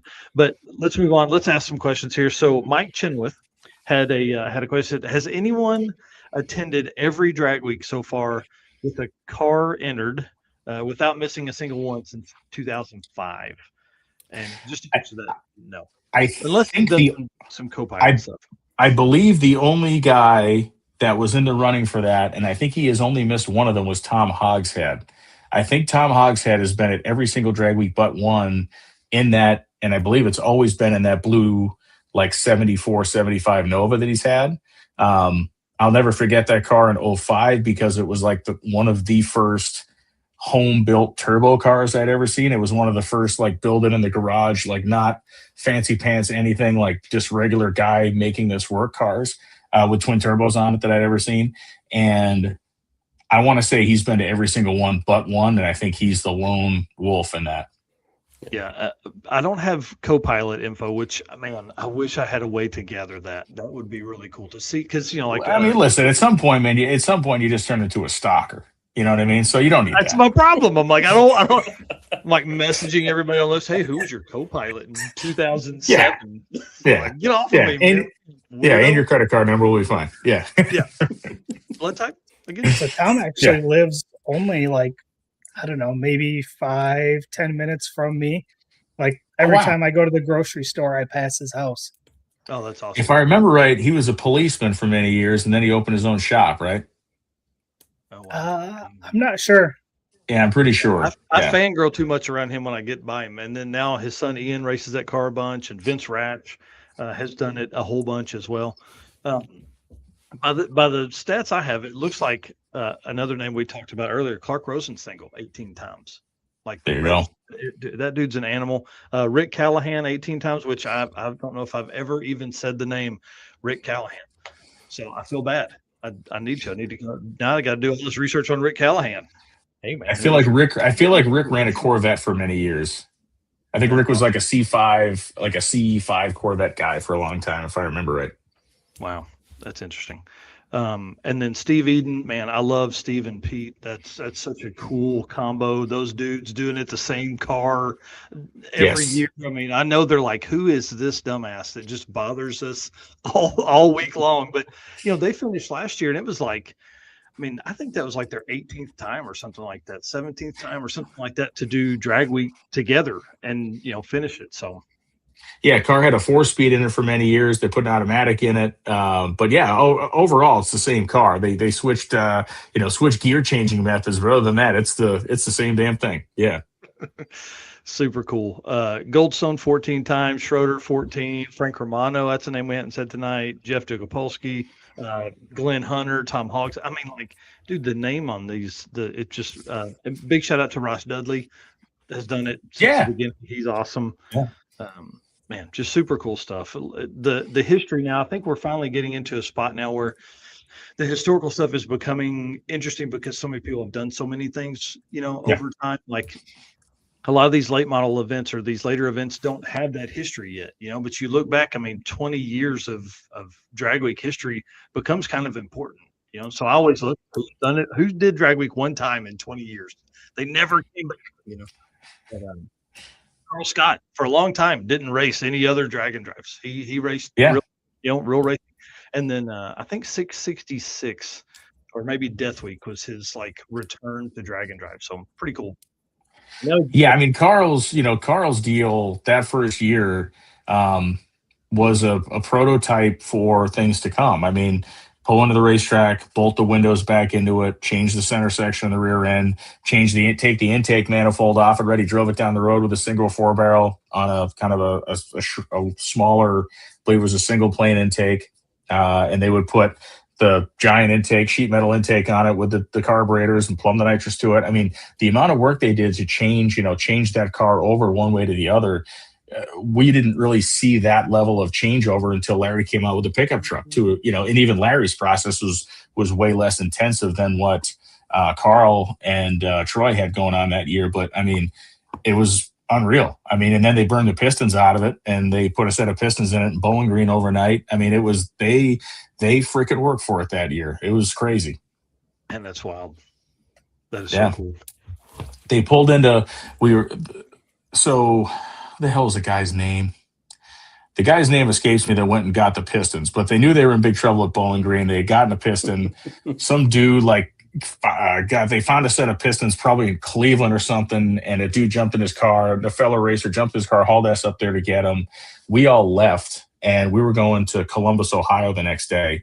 And, again, it's 2005. Like, no one has the level of communication we have today. And, we're basically everybody's getting their stuff out and getting ready to go. And here comes this friggin' red car. They driven all night, and they got there, and it was like this little group of people. They're like, and it was just a moment that has been repeated. It's been repeated so many times. It almost gets repeated every year now, but it was so new. It was so new to all of us that this idea that this friggin' lunatic from Oklahoma was going to fix this car. Like, out of your mind? Like, nobody does this. And it friggin' worked. And he was right back off to the races the next day. Yeah, it's so cool. And like stories like that are, man, they just build character. They build on this whole thing. And how many hundreds of stories of that? Tom Bagley is a great example of that. He swapped a piston in his Fox Body Mustang Turbo LS deal. Nothing crazy, but swaps a piston by himself with a Harbor Freight 38-piece tool set in the parking lot at Tulsa Raceway Park while everybody else is gone. Yeah. Jimmy Bowles going there, checking on, make sure he's got water and all that kind of stuff. Just in the parking lot doing the change. Drag Week was such a non-deal in 2005. Which in retrospect, this is actually very cool. But when we were at Columbus that same day that Carl Scott came in late, I was sitting in the tower working on my notes and stuff. And the Coughlins were there testing their Pro Stock cars and stuff. Like, we were like a test and tune day that we're like annoyed them to be there with. But like Troy Coughlin, Jeggy, multiple members of the Coughlin family were like between runs because there were these gaps of downtime. You only have 30 cars and you're there for the day. There's nothing to do. They were making runs in their Pro Stock cars, which is actually, in retrospect, kind of cool. That's really cool. Yeah. That's really cool. Erica, I'll let you run. I've chewed these guys' ears off. I'll let you run a couple questions there. Sorry. These couple up here at the top. Yep. So Brian Wagner of Dragzine asked a question. Drag Week spawned the drag and drive genre of drag racing. Now there are tons of types of events all across the country. What makes Drag Week stand out over the rest? You can go first, Mike. You're wearing a hot rod hat. I think the once a year, right? I think that keeps it special, right? Like you get in this one or you wait a year. I think that really does lock it up. And then just, the media stage that we bring to the table as well, right? When you start looking at the size of our reach and that helps, it's bragging rights, right? And I like to think that, Hot Rod's the biggest voice in the segment. So to win our event is a big deal. And then just the professionalism, we've got a great team that runs it and, it's really well put together. Production with, you got, Freiberger and Lohnes, yakking away for 4 or 5 days, I think that helps too. A little bit of everything. I think that, you just keep at it. And like I said, just you just try and keep it special, right? And that once a year does keep it special. Yeah. I like the moving of it too. Yeah, I think that's a function of, the function of those one-time participants we talk about. It's like when the circus is coming to town, people take the chance to go see the circus. One of the coolest weeks that we've had for me personally is when it came to the East Coast, and we're at Maple Grove, we were at Cecil County. It's like, man, these are kind of like close to home for me. And you saw a lot of these East Coast guys finally get their shot to do this. The regular dude that can't get the stretch amount of time to tow there and back. He finally had it where he could get, to and from the event in a day's drive. So I think that was a big deal. And I think the other thing I'd say is, thanks to the work of the Gebhardts, it's things that matter have statistics attached to them. Things that are important have a statistical record. It has a legacy to it. And I think that is what, to me, that's what sets Drag Week apart to this point in time, is not just being the first, but it's been managed to the point where we can talk about things that happened every single year. We can talk about who was fast here, what they did here, when, where this happened. And, these other events, you need to continue to build on that each and every year so you can kind of create your own version of that. But, it's the big one. That's just the end of the day. It's the big one. You can never replace something that is first and that has lasted 20 plus years. You just can't do it. Well, and again, just like I said, it gives people like they want that. They, getting into Drag Week's the first race. Then, from there, look, as much as, and this has obviously been a huge topic across drag racing this year in every genre of it, about, payouts and money and all this other stuff. And it always will be. It'll all be part of the conversation. But the end of the day is the people want a jacket from Drag Week. They want an orange helmet from Sick Week. They could give a shit. The 10 grand, whatever you're going to put in your pocket, it's gone. Spent. Doesn't matter. The thing you can put on your shelf and look at and remind you every day of what you did and how you did it and the thing that you set out to accomplish and you accomplished, that's what it means. It's why, these Diamond Wallies that we have for the NHRA this year, people are just going berserk for them because it's a one-time deal. We're seeing guys that haven't come out. Yeah, race for it. Exactly, and that means vastly more than a check. Yeah, and I mean, Drag Week is the OG. There's other great events, but there's only one OG. Yeah. And I think having 10 years before we really saw another run at this, and then almost another 10 years before it really exploded. Like, you had Drag Week was it for 10 years. So you've got 20 years of history of just browbeating that this is the only one. And then we have, 2015 to 2022 when Sick Week came out, of like, okay, there's a few more now. Now people can get involved. So Drag Week is still running during those years. Pretty awesome. Yeah, it is. I mean, I know everybody for the most part has pretty well played nice. Like, no one's getting on top of each other's dates. Like, people are actually being cogent still and conscious about trying to run racetracks down on top of each other. And, I give Matt Frost a ton of credit. Like, Matt was the second guy in. Like, he was the second guy in the ring and carried that burden himself. I think there's a lot of credit due to Matt Frost and what he's done to make Rocky Mountain Race Week what it is. Another, the second longest running event that exists in this genre. And obviously what Tom's done. Tom's done things, the creativity that Tom's done as far as where he's doing things, how he's doing things like Michigan Miles. He's to a degree franchised the thing. So I think everybody's got their piece of it. But yeah, I Super love Bowl's that the Super Bowl. Yeah. Well, and we are seeing like new people and new formats being tested, which is really cool.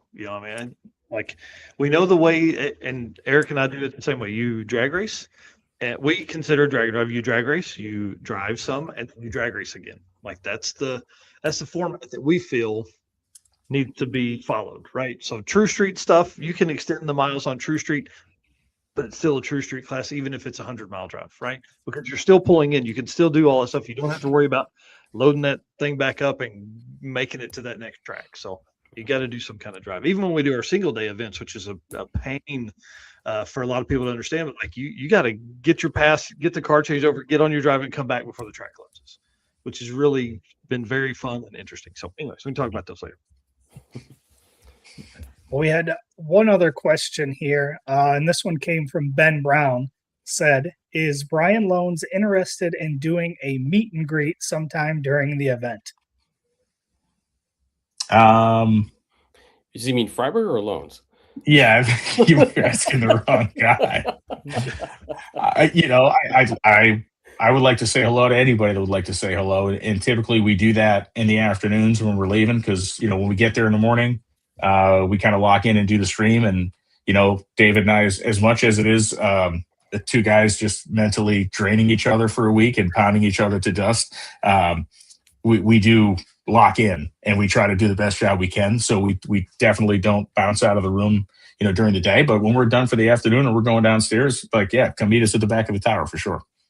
Yeah, it's always cool. You guys are always you make a little bit of rounds there. So if racers want to meet those guys, you're probably better off to stay park close to the tower because those guys. Yeah. Yeah. KJ said our walks around the checkpoints turn into that somewhat. Yeah, they do. Yeah, when we always pop into the checkpoints, and if somebody's got their car yard sailed on the side of the road, we always dive over and see what the news is or what's going on. And Michelle Turgeon's typically driving whatever SUV that we're in, and sometimes 4 wheels are on the road, sometimes it's 2, sometimes we're 75 to 80 miles an hour in a school zone. A lot of times I'm not paying attention, to be honest with you, but we get from place to place. It's great. You're making notes in your notes app. Yeah, making notes or writing my will. Yeah. All right. Well, thank you guys for that. D-Torx, big shout out to them. Again, 10% off code DDR10 over there when you're looking at stuff. Let's move on to the AFCO part here. And then we're going to talk a little bit. We didn't ask Mike Galimi some stuff earlier, so I want to do that. Racers know when you want performance that wins, you want AFCO. From shocks and suspension to cooling brakes and more, AFCO Racing has been helping teams go faster for over 30 years. Built by racers for racers. Check out the AFCO Advantage and follow them today on social media for the latest in performance parts. AFCO Racing, built to win. So, all right, Mr. Mike Galimi, any of these tracks new for you for 2026? No, been to all of them. Been all of them. Are they new for the event? Yes, Route 66. Yeah, that's new. Yep. We've been trying that one for a while. It's that was actually several years in the making. And we were there Power Tour last year as kind of the test, and then back to Power Tour this year and this one this year. So yeah, I'm excited. I've never been there. Oh, it's great. It's one of my favorite tracks. When we were with Pro Media, the NMRA and NMCA series, it was car count wise, it was the biggest one we've ever had. It was always just incredible competition. The track's always great. Facility is awesome. Area. I mean, it's just a great part of the country for this type of racing. That's awesome. What are some things you guys are excited about this year? I mean, look, I think there's a nostalgic part of me that's very excited to see Larry come back. There's the approach. I mean, I think if you look at Larry the racer in 2005 through 2012, whatever, as good as he was then, the guy is exponentially better now. And just the experience and everything that he's done and how he's done it, I think he brings with him a lot. But I'm looking forward to good old-fashioned down and dirty, knuckle dragging, hopefully crawl across the finish line type of a week. I think that's just what I love about the event. So that's what I'm looking forward to. It's the same draw every year, right? Just a lot of great people, a lot of the regulars, meeting new people, and then Larson, Lutz. I mean, when was the last time they were together? 2012, to compete, right? And that'll be fun. And then and then the new crowd, right? Like Ned Dunphy and Goldstone's new car. So you've got the old school guys and the new school guys going to battle it out, and I think that's going to be a pretty good battle, or hope to be anyway, right? Like leading into it, that's obviously the talking point. But I mean, every year it's always good, right? Like Brian said, just the challenges and seeing people overcome it and succeed, and for those who've never done it before, right? And to experience it and have a good time. Yeah, and it's interesting that you say newcomers, because there's going to be there's probably 150 new people that have never done a drag and drive event that are going to be at Drag Week. And I mean, those guys may be standing there on the starting line when we end up with historical week, like 2019. I mean, somebody standing there, it's very interesting. Yeah, it's I haven't looked at the numbers this year, but our ticketing system can tell you if they're new. I think we've had this ticketing system over 10 years. So I mean, I think last year we were at 41%, new racers. Wow. Yeah. So that turnover, like Brian says, it's good to see new faces. It's not the same old people. But you also have your regulars, right? And the consistent people that do come out and support it. Wow. I think in a way, that's really in any business, in any enterprise, you have to keep this influx. You have to keep this flow. It's like a river. You have to keep the river flowing through, and you got to keep some of the same people. You have to have a stable foundation and be able to keep running new customers through. And I think this kind of conversation we've had tonight kind of proves the point of that. That's how a lot of this stuff's going right now. Yeah. Well, what do you think is going to be kind of the standout for this year's event? Is it the return of some of those racers? Is it, do you think it's going to be a new quick time, or is it going to be something completely different? Go for it, Mike. I mean, obviously, the top players, right? The 5 seconds, like that's easy. But I think if you look at, Alex Taylor coming and what she's been doing lately, right? Now you're starting to look at Ultimate Iron, like, okay, there, now there's records. I think what you looked at, what, Glenn Sheely did last year on the NA side, I think you have a lot of people looking at NA a little differently. Some of those top players, maybe they weren't pushed the last few years. Now you got to, I think a lot of the storylines, I mean, like Brian said, on Monday, you'll see them start to play out, but I think it's going to be a really quick year. Yeah. I mean, so much is dependent on Mother Nature, right? And Mother Nature is going to dictate a lot of to me, like, I live and die by the forecast when I'm looking at NHRA races. Like, I'm looking out at Indy right now going, okay, like, it's going to be hot middle of the week, but then it looks like it's going to start dropping down into the 80s and then maybe drop into the 70s over the weekend. And when we get closer to drag week, I always, lock into the forecast because, honestly, if it's going to be 95, 96 degrees every day, which we've seen it in Texas before, you want your 5 second average. It ain't happening in 95 degree weather. So, a lot of that, but what it ends up reverting back to is it reverts back to who's a racer here. Like, who's a racer, who's a tuner, who's good on power management, who can deal with a surface that is 1 trillion degrees. And there's a really interesting element of skill involved in that too, that doesn't involve a record number, but it involves somebody's ability to tune to the conditions. So, to me, so much of it hinges on what Mother Nature gives us. So we're still a ways out from knowing that. I think you're right. That's always been with drag and drive events. The weather changes so dramatically from Monday to Friday, right? And in Maryland we had sun on day one, right? And then we go to new media, which nobody has data there, right? Because nobody's not many people. I mean, some have raced there, but not many people have raced there. And it was an overcast day. The Maple Grove was overcast and cooler. Yeah. Right. And then the sun was back out at Cecil County. And you start looking at that and to be consistent through that really does take a really good racer, right? This is not, 10 o'clock at night, 67 degree track temperature and, right. 45 barrels of glue, right? There's this challenge that's also associated with these types of events. Well, and one note that I just thought of while you guys were talking about that was I don't feel like there's a wild card track this year. Usually there's one, like Numidia. Nobody has, not many of the racers had raced there, right? No, none of the big cars had been there before. Like, it became this like, oh man, is this the day that is going to change this week? I don't feel like we have that track this year. Like, it's all hitters. I mean, Route 66, Byron, Cordova, and St. Louis. Yeah. Heavy stuff.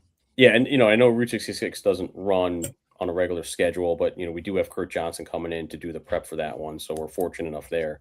In new media, when we announced that, the amount of text messages I got, kind of almost laughing about it, and it's like, no, really, they, because Brian and I talked about it before the decision was made. They run alcohol funny cars there, no problem, and you kind of look at, obviously not a super fast track, but if you go by stats, that was the fastest track we had last year.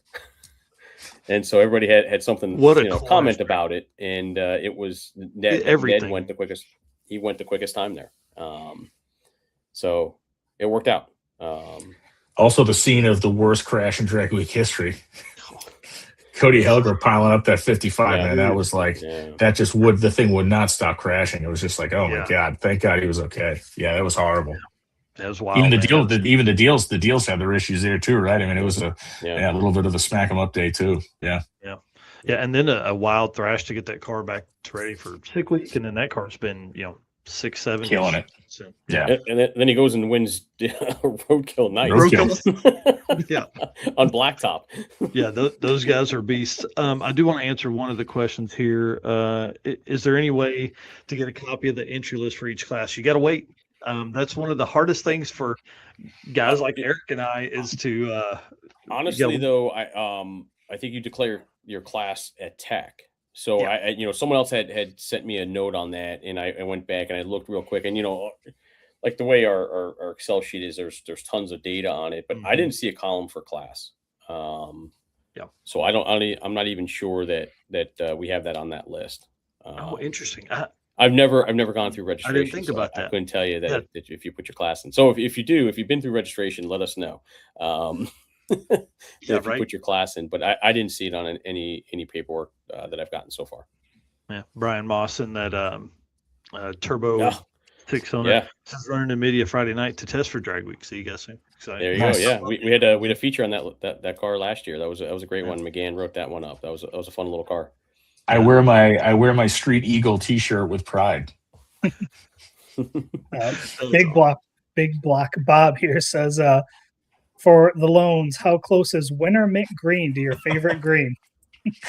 I'll tell you what. There is one time a year on one car I see that color. I see an exceptional amount of drag race cars every year from every coast and corner of this country. And there is one automobile in this entire freaking world that has painted that color, Bob, and it's yours. So congratulations. I look forward to seeing it. And then Andy here saying awesome. A question for Mike. He's doing drag pack. Can I get a pass for a third passenger? Look, the corporate answer is, yeah, you could always buy another pass. Shoot me a note and we'll see what we can do. Shoot me an email. That's the best way. Okay, let's get back to some nerdy stuff here real quick. I want to talk about some 850 stuff because we were talking about it a little bit earlier. Just want to go through a couple things. For everybody to understand, 2005, it was 850 or slower. 100% of the cars ran 850 or slower. By 2010, that number had dropped to 93%. Like 850 is still king, bro. Like 2015, it's dropped now again to 86%. 2020, it's back up to 90% of the cars are 850 or slower in this fastest 100 list. And then 2025, 47%.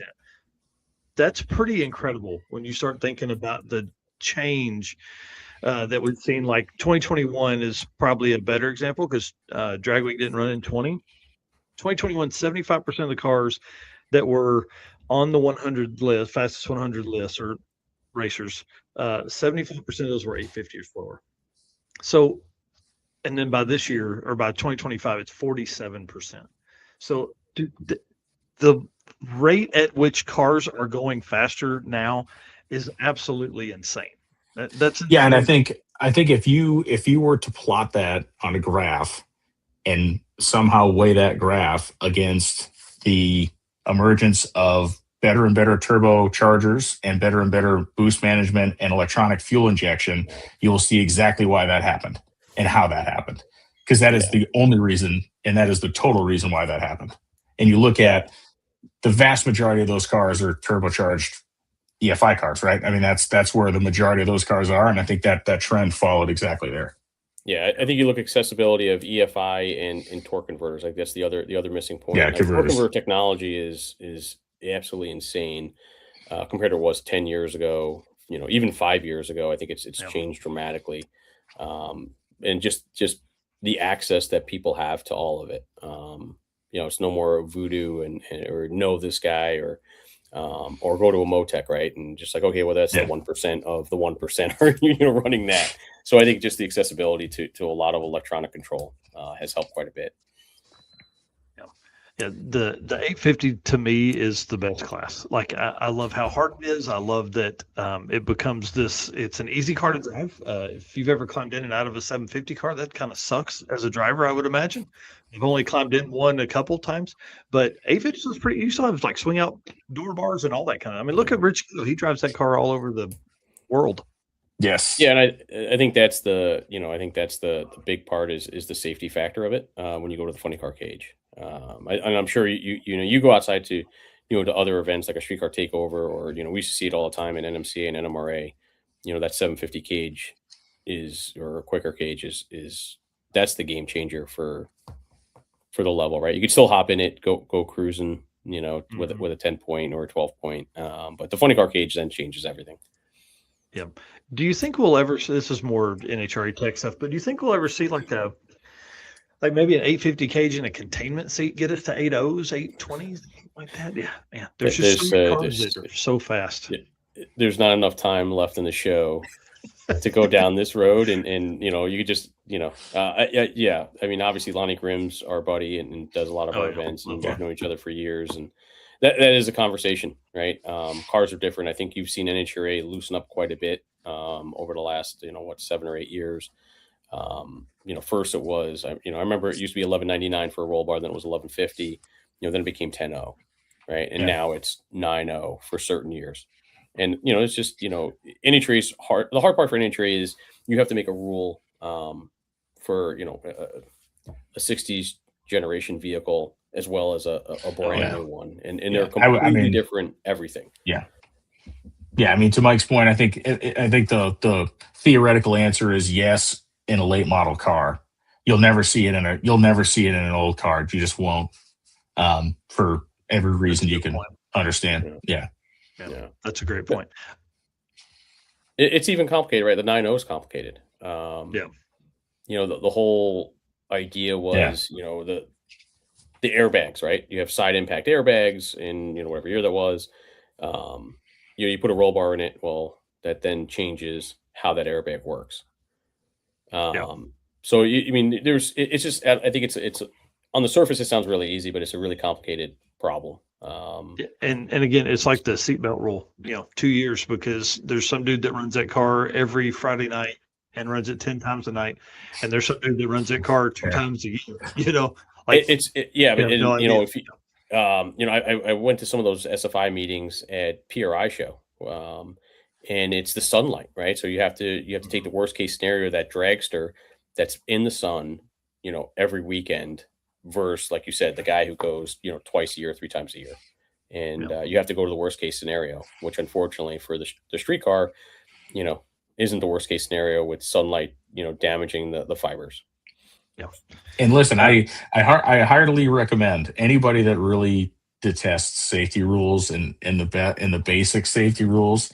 I beg you to volunteer at your local drag strip for 5 Friday nights over the course of the summer, and you will see some shit that will blow your friggin' mind. And it will make you understand why every rule in the world exists. Because just when you think you've seen the dumbest thing you've ever seen, 3 cars down the tech line, somebody's going to beat it. Yeah. It's fine. I bolted the ratchet strap to the floor. Right. Yeah. No, I mean, to Brian's point, it's just, a lot of these rules have been done for reaction, right, to a problem, to fix a problem, and that means the problem, exists. So when you skirt that safety point, well, someone got seriously injured or died, and that's why that's in place. Yep. That's great rules. We got to get into SME stuff. And so do you want to do the Performer Built ad read, and then we'll talk about Street Machine Eliminator, and then I'll let you guys go, I promise, but we got to get nerdy about this because this is fun to me. All right. Performer Built is the official transmission builder of Drag Drive Repeat. At Performer Built Transmissions, their goal is to engineer and build the toughest transmissions on the planet. Performer Built doesn't just rebuild transmissions, they systematically re-engineer each model to eliminate OEM flaws and to achieve the highest levels of performance. That is why they say their transmissions are not just built, they are Performer Built. All right. Street Machine Eliminator. If they built the C6 in that thing, I'm buying one. Because that's a 9,000 pound car. Yeah, it's got a 4L60 and it runs 10 O's. Dude, huge twin turbo, big inch LS. This thing is crazy. And there's 5 adults that ride in this thing during 6 summer. Yeah, that is the greatest advertisement they could possibly have for their product, because that is insane. Yep. That is a battleship. Yeah. Yeah, I think it's 5,100 pounds car weight. like this, and then 7,100 pounds with the trailer loaded. I mean, it's incredible. Love Price and the team, the whole family. So Street Machine Eliminator, this is a class that we're going to be following closely this year because I feel like it's the gateway drug. 10 seconds or slower. 10 cars are fast street cars. Eric and I are building his Mustang to get to this point. The Street Machine Eliminator is like, in my mind, that's our first goal, is to do 10 type racing stuff, right? So I went through, got some stuff. 1,340 racers have raced in Street Machine Eliminator. It replaced Daily Driver, and I'd love to know kind of why, if anybody knows, why we made that swap. Because like Daily Driver was like a 1080, and then Street Machine Eliminator went to like a 10.0. Is that the main change? I don't know. I could probably ask Keith, but he didn't.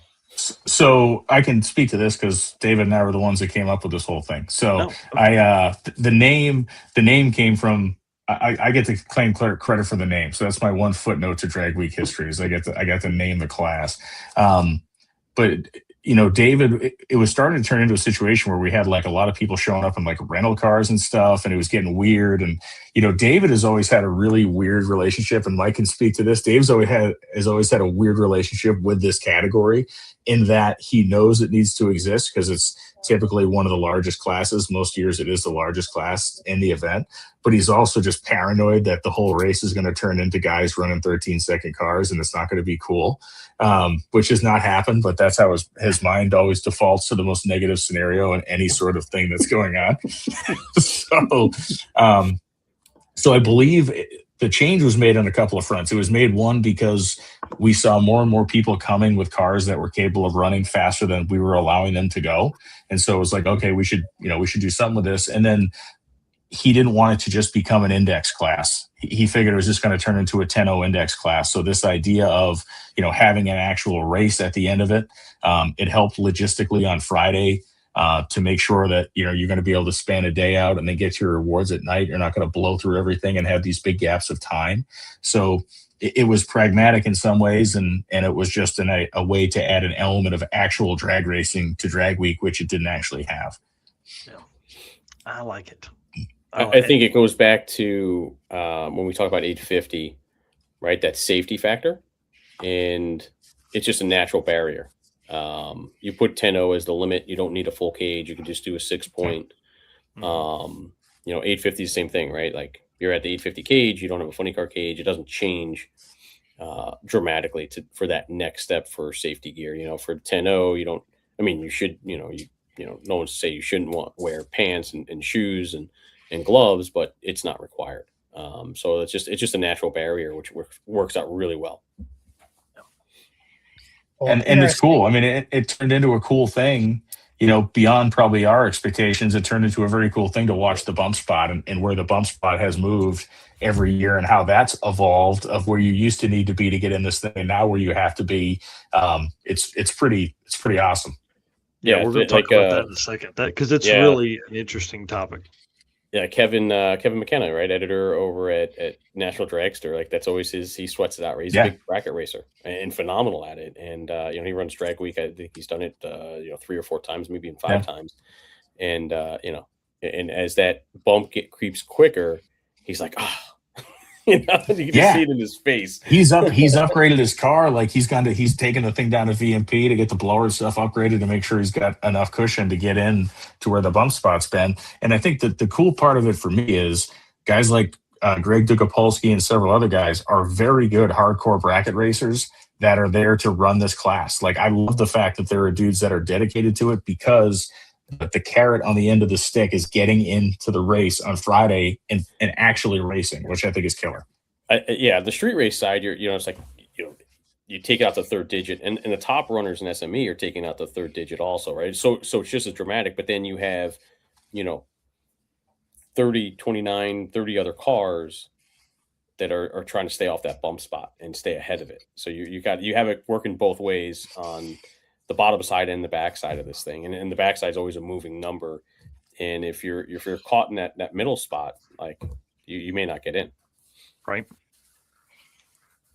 So in 2015, there was 106 cars in the SME, and in 2025 there was 218. So huge jump there. The best average ET was Mike Reimars with a 10.03 in 2023. It was a 10.03.03. And then Jared Ball was a 10.03.36 in 2022. And then Bill Spangler with a 10.03.49 in 2021. Yeah. And you look at how these guys race the thing on Friday, and they can drive both ends of the racetrack. It's not they're the only guys you'll see all week trying to cut a light. They're really the only guys that are up there, and to their credit, they're getting reps. Yeah, they're getting reps. They're getting ready for Friday. So yeah, it's a different approach. Yeah, and we start looking at like 850 stuff, and there's like 13 people that have ever ran a perfect 850 pass, right? In SME, there's 2 people that have ever ran a perfect 10.0 pass. 2. And so my question for this, and I want to give a shout out to him, Ryan Frizzell, day 2, 2019, and then Bill Spangler, day 3, 2021. Does a perfect pass even matter in this class? It doesn't. I mean, when you're looking at making the top 32, but does it become competition? Are you trying to get, it's so interesting that the dynamic from 850, everybody wants to run 8500, but here it's like, man, if I can get a 10.0 anything or 10.20 anything, I should make the bracket race. I think for the virtually autistic bracket racer, it's a cool thing to be able to run dead on with a 0. I mean, that satisfies the tism of being the bracket racer. But I think the big reason is technologically, these 850 guys, they are able to tune and set up a nice drive shaft curve. Like, they're able to work those cars to such a finite degree that guys in Street Machine just don't have the tech to get there. So when you see whatever it is, a dozen guys with these perfect runs and the 850 level stuff versus the 2 guys. I mean, the 2 guys that did it in SME did it off the foot brake, and with really just working on the setup of the race car. And to your point, no, there is an advantage in every bracket race to being a faster car. There's no advantage to breaking out, but it's a bragging right. It's a bragging right to be the number 1 qualifier in anything, right? Yeah, for sure. And big shout out to Bill Spangler. He has made the switch. He's no longer running in a big block Ford stuff now. He's got a twin turbo Godzilla in it. He's going to do some 850 racing. So should be pretty fun. In his first outing, ran like a 54 by his 3rd pass. Like, it was pretty impressive. So everybody's in trouble in street race big block power rider. Okay, nice. Let's talk bump spot, because this is important. The top 32 are the qualifiers for the Street Machine Eliminator bracket race. I do like this, and you do this and then a stick shift shootout. That's the only way you can really race heads up at drag week, right? Those 2. The swap here is what blows my mind. 2015 Donald Polka Chevy Camaro 1157 as the bump spot. Right now, I just took the top 32. Like, that would have been the bonus. Now, whether more people got in because other people decided they weren't going to race, that's another thing. But this is the 32nd car in this SME class. 1157 in 2015. This now, as of last year, 1048 for Mr. Mike Mara. I mean, in a Plymouth Horizon, may I say, total badass. Way to go, dude. Studley. But that's more than a second, dude, for the top 32 cars. Now, I know we've more than doubled the class count, but that can't drive that much change. Access to power. Yeah, I think the accessibility to, as Brian said, the power. We talked about EFI and converters, and then just the attention, right, on trying to do it and going after that. I think you have more people who do want to compete at that level. So that also drives, more cars to chase that average. Yeah, it's the winners too.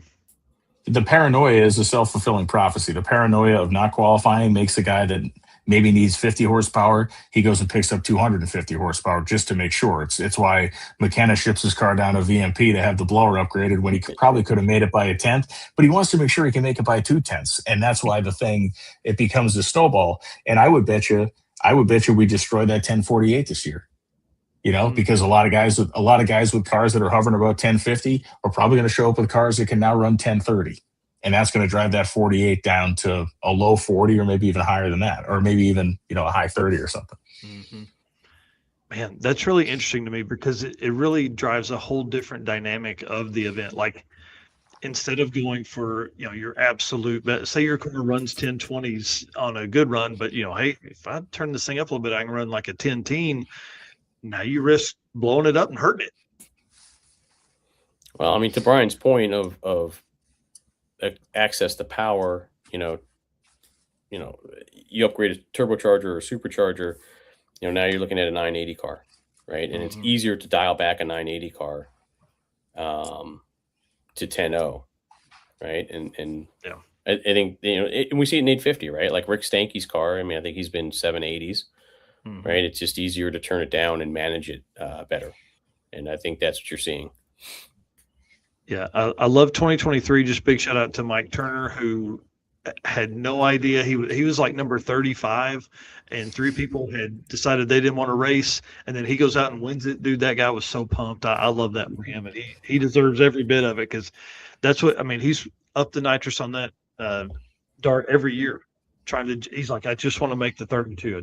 That's my number. Like, he's went from 1070s to, he's gonna hope. He's like, man, I hope a 1050 will do it, because that's what I'm going to bring to the table. So it should be pretty interesting. I know this class doesn't get just a ton of attention, but I think it's really cool that there's 200 plus people in there duking it out for 32 spots. Yeah. No, it's I mean, it's like the sportsman class for NHRA, right? It's the backbone of NHRA, and SME is the backbone of the streetcar segment. And their approach has changed over the years too. Like, a lot of guys, for years, a lot of SME guys were there to make 10 or 15 runs over the course of the day. Like, a lot of those guys would just hot lap the wheels off those cars. And like all things, as we've seen it get faster, as we've seen guys turn in the one good hit, they're off and gone. That's another dynamic that's changed a lot over the years with a lot of this stuff too, where the one and done element used to be, kind of a rarity. And now guys have their stuff so well dialed in. It's an interesting thing. Like, for the spectator, it's like, you better be there in the morning, because there's a good shot you're not going to see. If you don't show up till 10:30 in the morning, you're going to see a couple guys in mobility scooters going down the racetrack. Like, it's half of these guys have packed up and gone by then. Yeah. You better make sure they're Big Block Bob says Jeff Dugopolsky claims to have the most round wins in Drag Week history.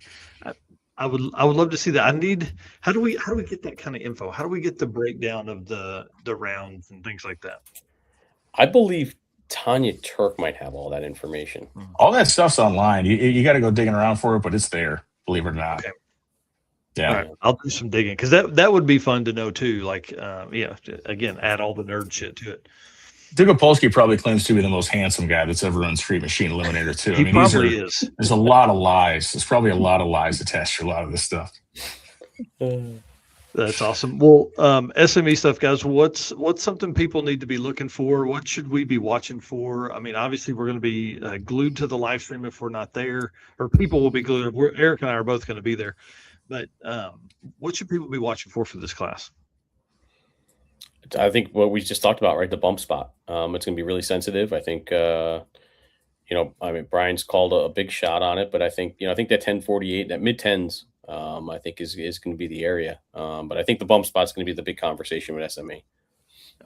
And for me, it's just diversity. I think the one thing that Street Machine Eliminator has beyond any other class at Drag Week and at a lot of different events is an incredibly wide range of cars that illustrate the fact that you can literally go fast in 2026 with pretty much any platform you can imagine. Like stuff that as guys of all of our general age generation would have looked at 15 years ago and just written off. Like, why would you even bother? Now you have, again, access to electronic fuel injection, access to tuning software, and of course, turbocharging's just changed the world so much in the aftermarket. You can make great power and go fast with pretty much anything, and SME proves it. Yeah. Big shout out to Jim Forbes. Did you guys follow his Great American Detour trip? That guy drove. How can you not?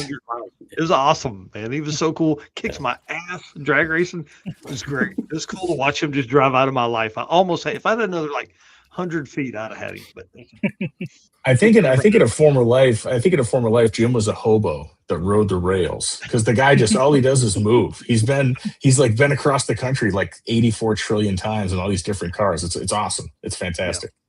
It's so cool, and it looks like he's going to be in the XJ Jeep this time, so that'll be kind of fun. Nice. Cool. Guys, listen, thank y'all for doing this. I really appreciate y'all coming on tonight.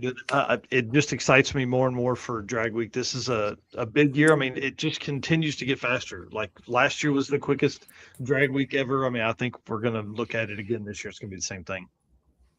Yeah, I mean, look, Larry's posted some testing videos with that thing going the low 4.0s, and I don't even think he ran it all the way to the 8th mile. So, I mean, if anything, and I'm not pumping the guy's tires, but if anything, I'm not sure anybody has showed up as prepared as he will be when he shows up with an overall package, probably the best anybody's ever had. So take that for what it is, but I think that thing is set to run. And again, one bad day can ruin the whole thing, but damn, if it goes right for this guy, look out below.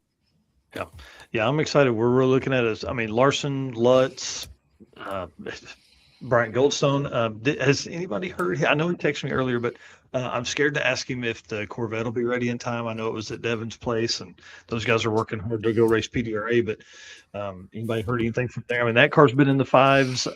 Lutz been 588. Just the day before Drag Week last year. I mean, Ned Dunphy is testing this weekend. Like, I think everybody forgets about Ned, right? Like everyone gets caught up in the Larson Lutz combo, and here's Ned, who's got the record. Yeah, Andy did a bunch of upgrades since last year. So he's changed quite a bit. We were chatting the other day, and bigger tires. He's got weight out of the car, but then also he's got weight he could move around, which he didn't have last year. Upgraded his cooling system, which they felt was an area that needed to be improved last year. So he's and look, the racecraft element of it too. I mean, he has raced a ton this year. He's had great success in a pro mod in the radial car. Like, I know it's a different car and a different genre, but the more repetition, the more laps you have, the better the racecraft is going to be. And I think Ned has seen more of the racetrack this year than he saw last year before Drag Week as well, which is going to help. Yeah. I mean, dude, he just won Pro Boost PDRA. Like, let's go. Yeah. Pretty awesome. That is to me, again, not pumping anybody's tires. That is right now one of the most difficult classes of drag racing to win in. That is a very high level class. Most guys are running very similar combinations, very small pool of tuners. So it's a very even field. And he did a great job. Yeah, big time. So I'm really excited. Well, again, sorry. We'll let you guys get out of here. Thank y'all for spending the night with us, man. It was awesome. I can't wait, dude. Eric, what's the countdown now? What did you say earlier? 20-something days? Yeah, no. I think it was less than that. I think it was like 18. Oh, my God. I got to work on this old truck tonight. So it's got to get redemption. I got to buy my plane ticket. Hey, I'm driving the old truck up. Whether I got to fix it up there or not, I'm bringing it. So it's never been to Chicago, so it's coming. Good deal. So, it'll be a good time. All right, guys. Thank you so much. Appreciate y'all very much. We'll see you in a couple weeks, I guess. Yeah. Look forward to seeing you guys. Yep. See you guys. Dude, how awesome of a show was that?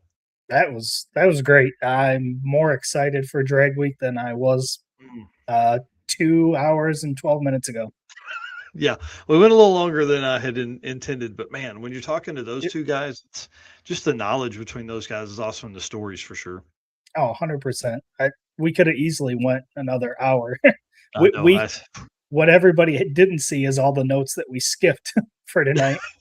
I'll skip, don't put in, delete. Yeah, there's so much stuff there. It's pretty cool. Can't wait to hang out with everybody, man. It's gonna be really fun. All right, dude, send us out. We got to get this over to Brian so we can start cutting this stuff up, guys. If you haven't done it yet, subscribe. I mean, God, like the next 25 days. If Drag Week is in 18 days, the next 25 days is going to change Drag Drive Repeat.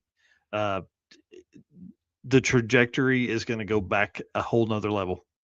Yeah, I mean, these could be record-breaking weeks leading, coming up soon. So make sure you guys are following along to get everything. I mean, we're going to have pictures, we're going to have videos. It's going to be incredible. Yeah. But once again, thank you to all of our race car friends who tuned in tonight, asked questions. Again, we appreciate each and every one of you and look forward to seeing our race car friends here in just a couple weeks. And again, we can't travel to all these events and do these things if it isn't for this list of sponsors. So thank you to Summit Racing Equipment, Deechworks, Molly Motorsports, Driven Racing Oil, Howard's Cams, J-Wire Solution, AFCO Racing Products, Performa-Built Transmissions, Car Chains 3D, Low Dollar Motorsports, Power Tube TV, and Racing Junk. And again, I will not be on Saturday morning, but there will be a show. So I will see you guys next Wednesday. Yep. All right, guys. See ya.